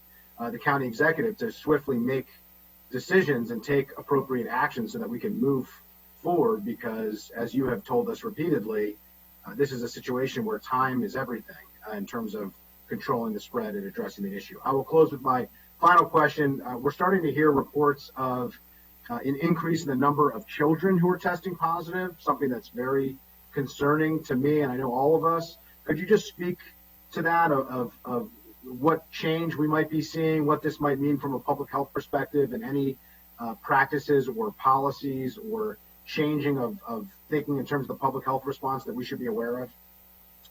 Sure. Well, that actually, this morning was when we had our state call, there was documentation of that. And so the percentage, I think, children under 18 account for 3% of the total cases. And that is, actually our number of, in the county, number of children under 18 still remains fairly small in comparison to others. And so the team is looking into that to see if there's any particular, there are any other correlates, such as geographic location, that may explain why we've seen an increase in certain places. At this point, we don't have enough data to inform that beyond that. I would speculate. Well, I'd be cautious in terms of speculating, because we simply don't have any more data other than just the raw numbers at this point. But I can say the team has been looking into it since this morning to try to figure it out. Well, I appreciate it. I think that's really important. We, focus a lot here on the vulnerable populations, largely aging adult, children, and vulnerable populations. We focused a lot so far on the aging adult and vulnerable populations because that's long been an area of focus of disproportionate issues. But with the children becoming part of this equation and being particularly vulnerable with an increase there, if you could keep us updated on anything that you find and learn in real time, I would really appreciate it. Well, thank you. Thank you. Councilmember Glaze. Thank you very much, Mr. President. Dr. Gales, thank you for this engaging conversation. I'm going to just ask two quick questions or make two comments. First off, I share some of the sentiments of my colleagues, and I think the frustration that I'm hearing is trying to understand the statutory authority of your office. And if there's anything that we can do to help empower you to do some of the important work that is required, let us know. And during this conversation, you alluded to the fact that there are officials, state delegates or senators who are looking into what your counterparts throughout the state, what powers may need to be enhanced, if any. And so I think that's encouraging. And for me, that's where some of this frustration lies, just trying to figure out how we can help you, help us, help make our community safe and strong. My question, very quick question, is I've received some correspondence from a constituent who is concerned about gas stations and what the governor's order was regarding face masks and social distancing at gas stations, and particularly the convenience store within gas stations. And I've gone over the executive order and I'm hoping for some clarity if you can provide it. Sure. So, and to clarify your first point, I was actually unfortunately referencing there's some who feel that the health officers have overstepped their bounds, and so they're actually looking to curb and have a special review committee to look into our directives. We continue to do the work. Shared by this council. We can, and I appreciate that. To your second question, in terms of convenience stores, the expectation is those are included in the executive directive. So if there are facilities that are failing to adhere to those, particularly within the convenience store space, we would encourage folks to submit those comments so that our team can do an investigation to ensure that those provisions are being enforced. And where should people submit those comments? You can call 311, and then they will send the complaints to our licensing and regulatory service team, who will then do an investigation and find out and respond accordingly. Excellent. Thank you very much, and I'll let you get back on with your important work now.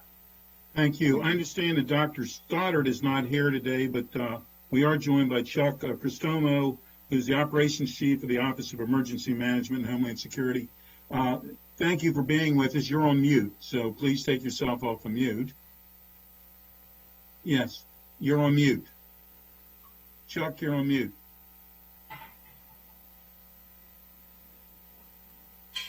Chuck?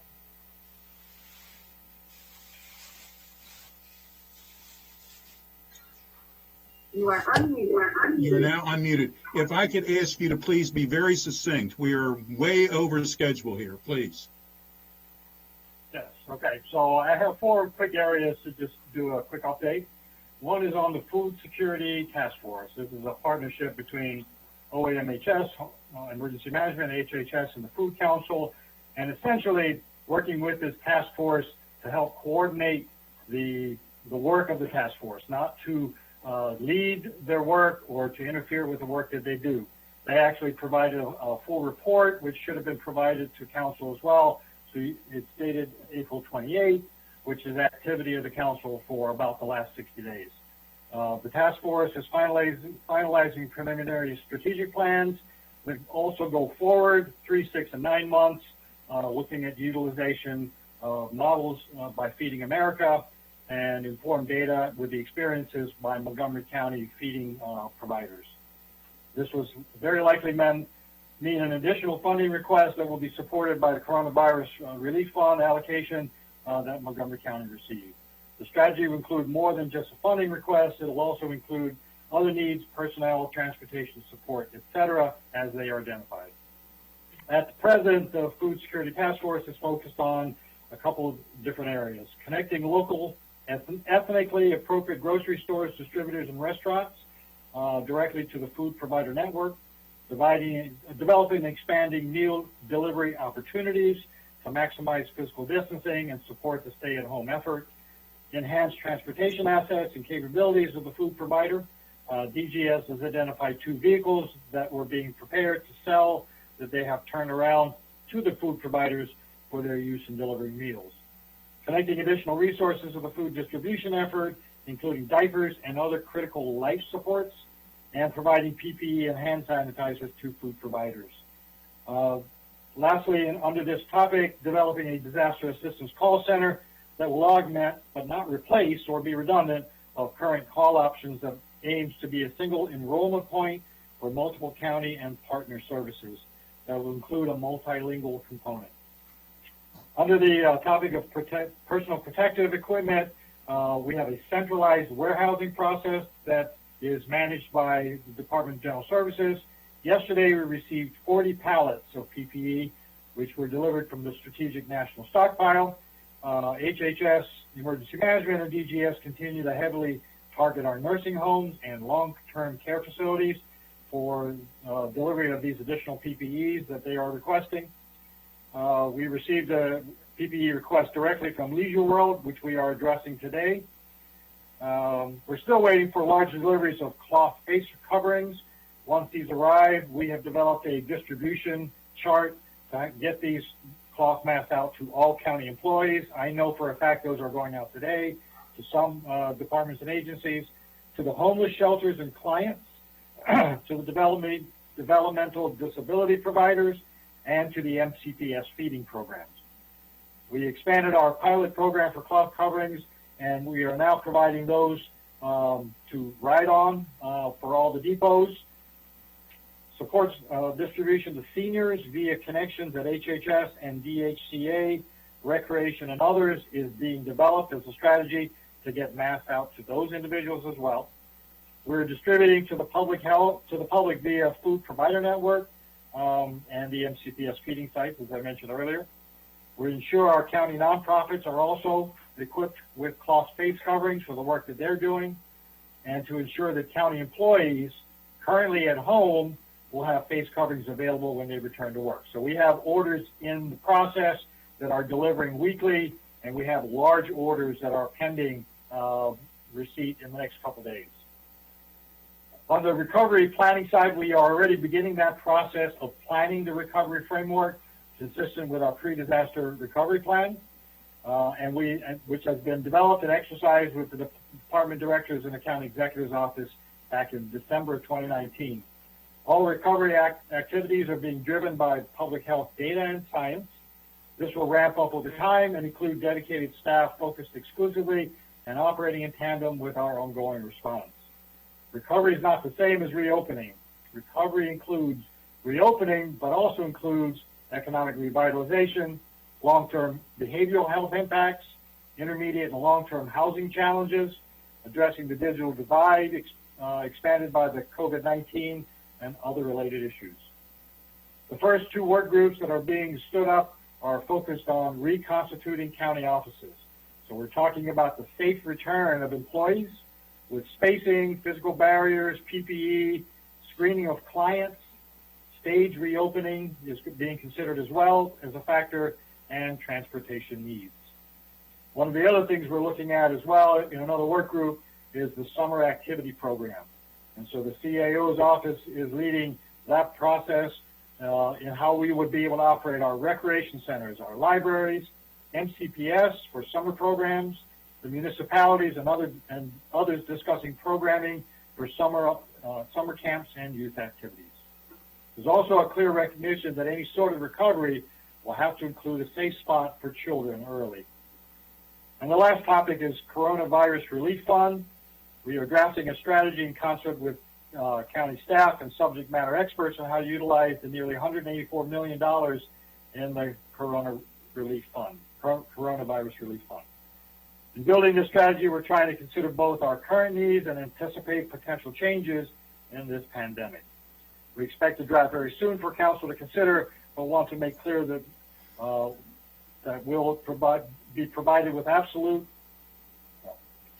will be provided will absolutely have to evolve as the realities on the ground and potential alternate sources of funding are identified and secured. Mr. President, that's it for my update. Thank you very much. I see that we have no questions from the council, so we appreciate you being with us. Thank you very much. Next, we're going to hear from Debbie Feinstein, who's the Chief of Special Victims Division, State's Attorney's Office, and she's also the Chair of the Montgomery County Domestic Violence Coordinating Council. Debbie, thank you for being with us and welcome. And if you could please give us a presentation. Thank you so much. Good morning, or actually good afternoon, everyone. Nice to see you. I'll also try to be brief. About a week or so ago, we began a public awareness campaign to focus on family violence. The idea was to get out information related to services that are still available, including child welfare, adult protective services, the Family Justice Center, really to let people know that services are open, they're available, and that people should feel free to access and that they are safe to access at this time. So the campaign began with the FJC kind of putting together a video, some other handouts, and then we coalesced as a larger group in order to really utilize the networks and the information from any and everyone that was able to spread and disseminate the information. If I could ask Susan to please put up the slides, I think it would be easiest to kind of just scroll through those real quickly, just to give you a sense of what is going on with the campaign. Okay, if we could go to the next slide. So the prevention cards and stickers, which I'm hoping that everyone on the council had an opportunity to take a look at, they were included in the staff report as well as an email that I sent a little over a week ago to all of you that included links to the prevention cards, the stickers. These prevention cards and stickers have information about the Family Justice Center as well as the Montgomery County Crisis Center. They include warning signs of family violence, things for individuals to look for if they have concerns. And what's particularly important about the messaging that we selected was not only is it directed at someone that may be themselves in an unsafe situation, but also directed at our community members to know that if they're concerned about a neighbor or a loved one, they too can call and get guidance, get assistance, get help to know how to support their friend, family member, or neighbor. The cards are currently available in English and in Spanish, as you can see on the screen in front of you. We are in the process of having them translated into other languages. We've had requests for them in other languages, and we will be providing them in other languages. So if there are particular communities that you work with, or if any of the viewers of this stream want cards in other languages, we can certainly provide them. The front side of the card is also available in a sticker format. If we could go to the next slide, please. Actually, if we could skip to the next one, I apologize. The front of the card is also available in a sticker format, and you can actually see, I'm showing you some photos of some of the businesses that have distributed the cards, just to give you some examples. So if you look at the slide that's the furthest on the right, that's actually at one of our Montgomery County liquor stores, which from what I understand are doing somewhat of a booming business right now. So we thought that would be a good place to notify people that these resources are available. They're putting those stickers on their plexiglass in all of the Montgomery County liquor and wine stores. In addition, in the second photo that you can see displayed, Montgomery County liquor stores are printing information on the receipts about the Family Justice Center and the Crisis Center in English and in Spanish. The first photo that you see is a collaboration with Founding Farmers. They're putting it in all of their delivery bags and boxes. And the third photo is my boss, Mr. McCarthy, and the county executive, Elrich, at Giuseppe's Pizza right there in Rockville, who are also have the cards available in their business, but also are putting the cards with pizza delivery. We have some other community partners that we've been working with. If we can go to the next slide, please. And doing distribution, you can see, I know that President Katz included this in his weekly push. Manna Food Center is putting the cards in their food distribution boxes. Leadership Montgomery is sent to their networks. Court Watch Montgomery is helping us make phone calls to grocery stores and pharmacies, hoping they'll also display. Our community advisory boards, including in Silver Spring, have been pushing out the information. Montgomery County Public Schools have been pushing out the information through their school principals and also on their website. So the bottom line is we're really working on and continue to work on a collaborative effort to get this information out. This morning we had a meeting of many different agencies who got together to kind of talk about what have we seen since this campaign launched. And I wanted to be able to report to you, and I am able to report to you, that in the last week, all of the agencies that were on the call have, since the time of this launch, have seen an increase in the number of calls. The individuals that were on the call include Child Welfare, Adult Protective Services, the Crisis Center, the Abused Persons Program, Victim Assault Sexual Awareness Program, the Family Justice Center, the Forensic Program at Adventist Health Shady Grove, Montgomery County Police Department. Everyone has seen an increase in the numbers since this campaign launched last Thursday. And by way of example, the Family Justice Center website, the hits on their website more than doubled the day of the launch. Our intention is to continue to push this information out. There have been some concerns that the public is not aware that, for example, at Shady Grove, Adventist Health Shady Grove, there's a separate entrance for forensic services. They have very strict protocols around protecting individuals that come in to seek services when they've had an issue relating to child abuse, sexual assault, domestic violence. And again, since the campaign launched, their numbers have gone up, although their numbers are much lower across the board than what they were prior to the health emergency.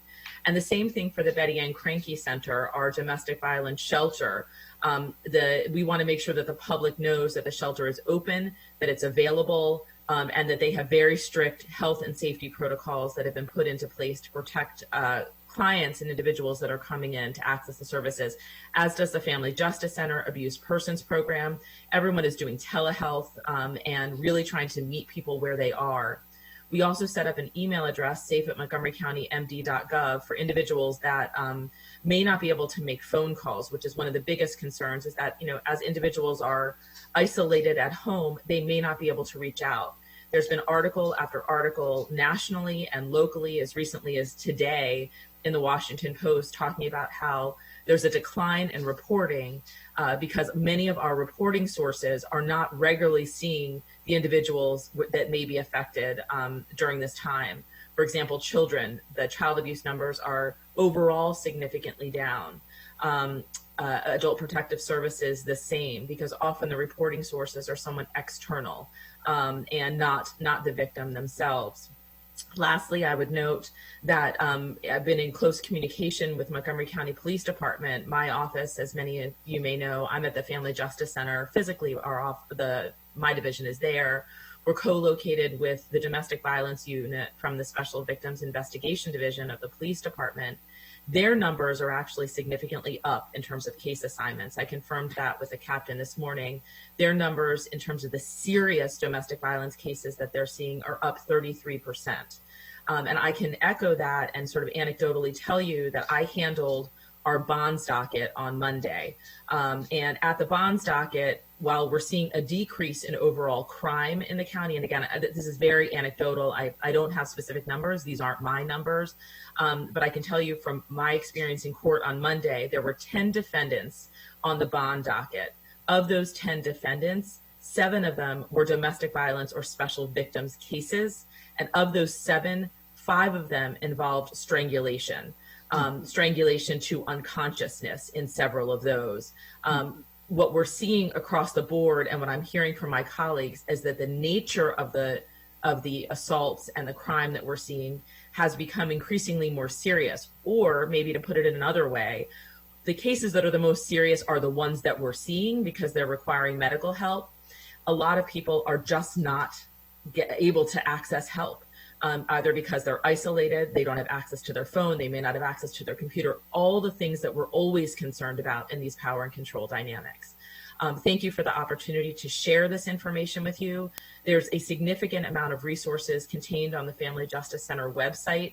There are links to the second slide that we briefly flashed by. There's a document that the Family Justice Center prepared on domestic violence in the time of COVID-19. There's similar resources on their website for child abuse, elder abuse, different red flags to look for.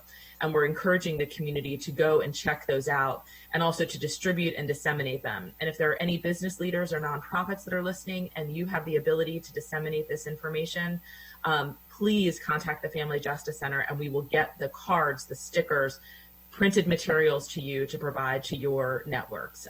Thank you again for the opportunity, and I'm available for any questions. Thank you very much, Debbie. I want to thank you and the state's attorney, John McCarthy, and Sheriff Darren Popkin, who's involved, obviously, with the Family Justice Center for all that you do. As you know, I'm a member of and the former chair of the Domestic Violence Coordinating Commission and Council. And as we all know, this is a horrible problem throughout the year and throughout the years.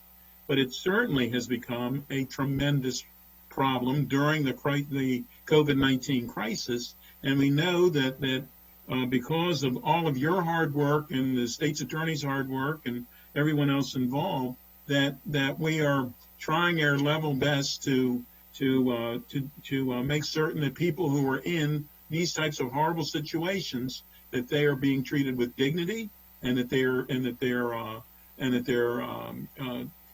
receiving the services that are so very necessary to receive. Councilmember Albornoz, please. Debbie, thank you for this work. I know this is just terrifying and keeping us all up at night like so many things. And I really want to appreciate your dedication. And you alluded to this towards the end of your presentation, but there was an article just today about ER doctors seeing the severity of injuries at a significantly higher level, which clearly demonstrates that the level of abuse is profound And the scary thing is we don't know how widespread it is for all the reasons that you indicated. I wonder are you guys partnering with some of the schools or MCPS to help teachers through some of the Zoom classes identify any potential signs that are out there? Or are there other, for example, faith-based organizations who are continuing to have Zoom calls? Are there other partners that we're working with who are still not perfect, but more readily accessing people in the first person?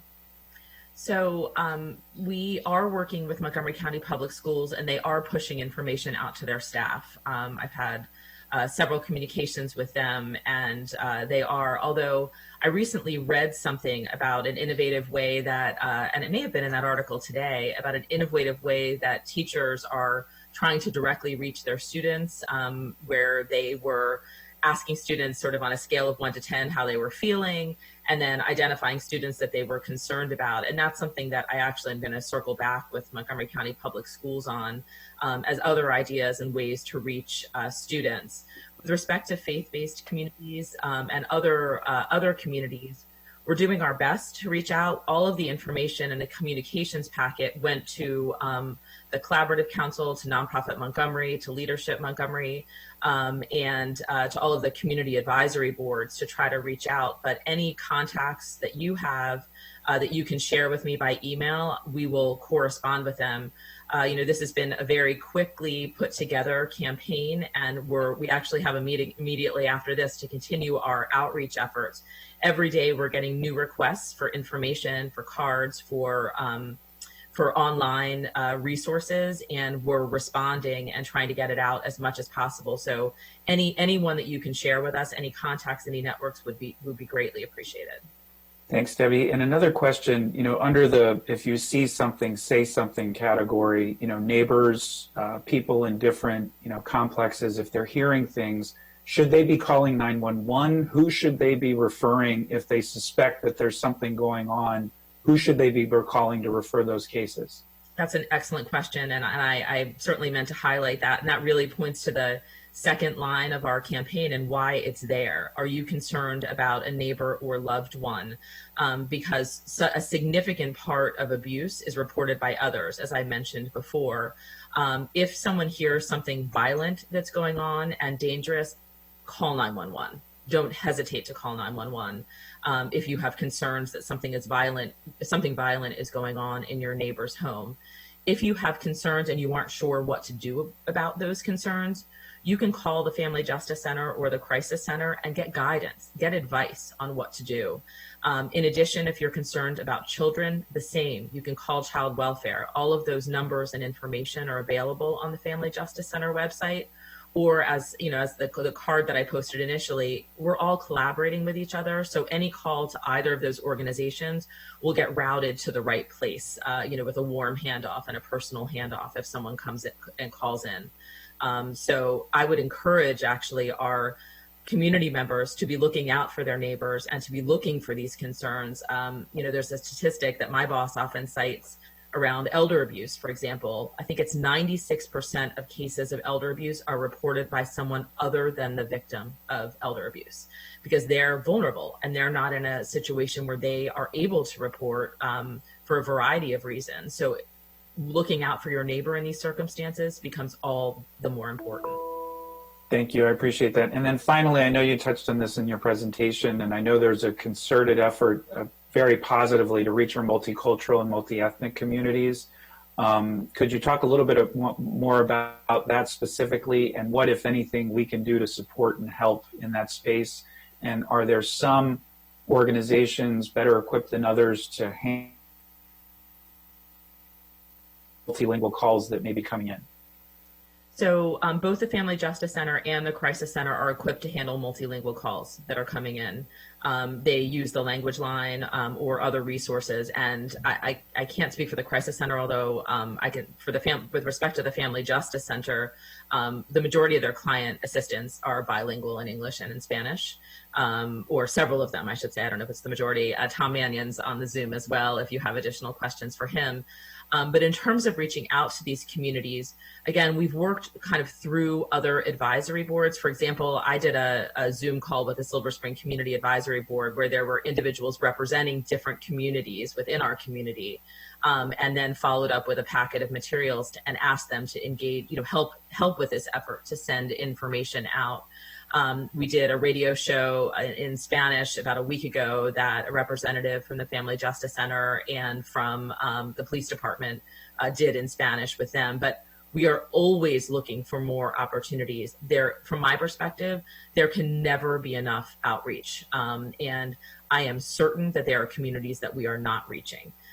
So again, we're trying to utilize the networks of others to help us with this effort. So any contacts that you have, we will immediately reach out to them and provide the information. We would appreciate any help and support. And that's one of the reasons I was so glad for the opportunity to address the council today, was to sort of let our community members know and let all of you know that we're eager to receive more emails, phone numbers, individuals that we can push this information out to. Thank you, Debbie. And my final comment is, reaching the threshold of child abuse is so significant, but the stress that families are feeling right now, even those families that have, or just abuse in general, that haven't had previous cases, there's probably this growing anxiousness and anxiety that is permeating. And I know there are resources for people who are struggling further upstream. So before they get to that crisis or breaking point where violence is how they act out, there are resources that are out there, exercises, breathing exercises, walking, that I urge our residents to access, because it's so, it's just stressful all the way around. And so that I think is important. But thank you, Debbie, again for your work. Really, really respect and appreciate it. Thank you so much. Thank you very much. Councilmember Reamer. Thank you so much. I have often thought about the horror of a child or a spouse being trapped at home with an abusive person in this crisis, and it's just it's really hard to contemplate. Quick question: I think you had said that you had partnered with some food organizations to share the flyer that you had. How many? On that, so many meals have been distributed. I think over 1 million meals have been distributed just by MCPS, in the last 6-8 weeks. Isn't there the opportunity to put a card in every meal with every partner? Are you already doing that, or what more could? So I did speak to them about that, and also about putting up materials at the food distribution site. At this time, they've elected to do electronic communications, but we're continuing the conversation. That was one of the first asks that we did make. Okay. And with respect to MANA, they are pushing the information out, and I actually noticed that Council Member Jawando is engaging in an effort this weekend, and I just saw the alert come across about that, and I was going to send him an email and ask if we can get the cards in those distribution packets as well. We're a small group that's trying to push this out, so we're really relying on the assistance and resources and networks of others. I know that everyone in this space, particularly the space addressing food insecurity, is so busy right now. So I think a personal contact and reaching out is critically important on this messaging. And we have thousands of cards ready to hand out. The county executive's office has and the police department have allocated funding for us for printing, and we are stand ready and available to provide whatever everyone needs. Okay, well, perhaps we'll be able to follow up with MCPS and see if there's something they might be able to do. Thank you. Thank you very much, Debbie, and everyone. Tom Mannion is here, and we're going to wave to Tom. How are you? Thanks for Tom. Did you have a very quick comment, or? No, nothing to add to what Debbie said. Thank you, though. Thank you, and thank you for all that you do. We are going to go on recess now, just so everybody knows the logistics. When we come back, and I think we'll come back at 1:45. We're going to come back at 1:45. When we do come back, we're going to start with public hearings, and then we're going to go back to our budget list, starting out with number 7 item number 7 on the list. Thank you very much. See everybody back at 1:45. Thank you.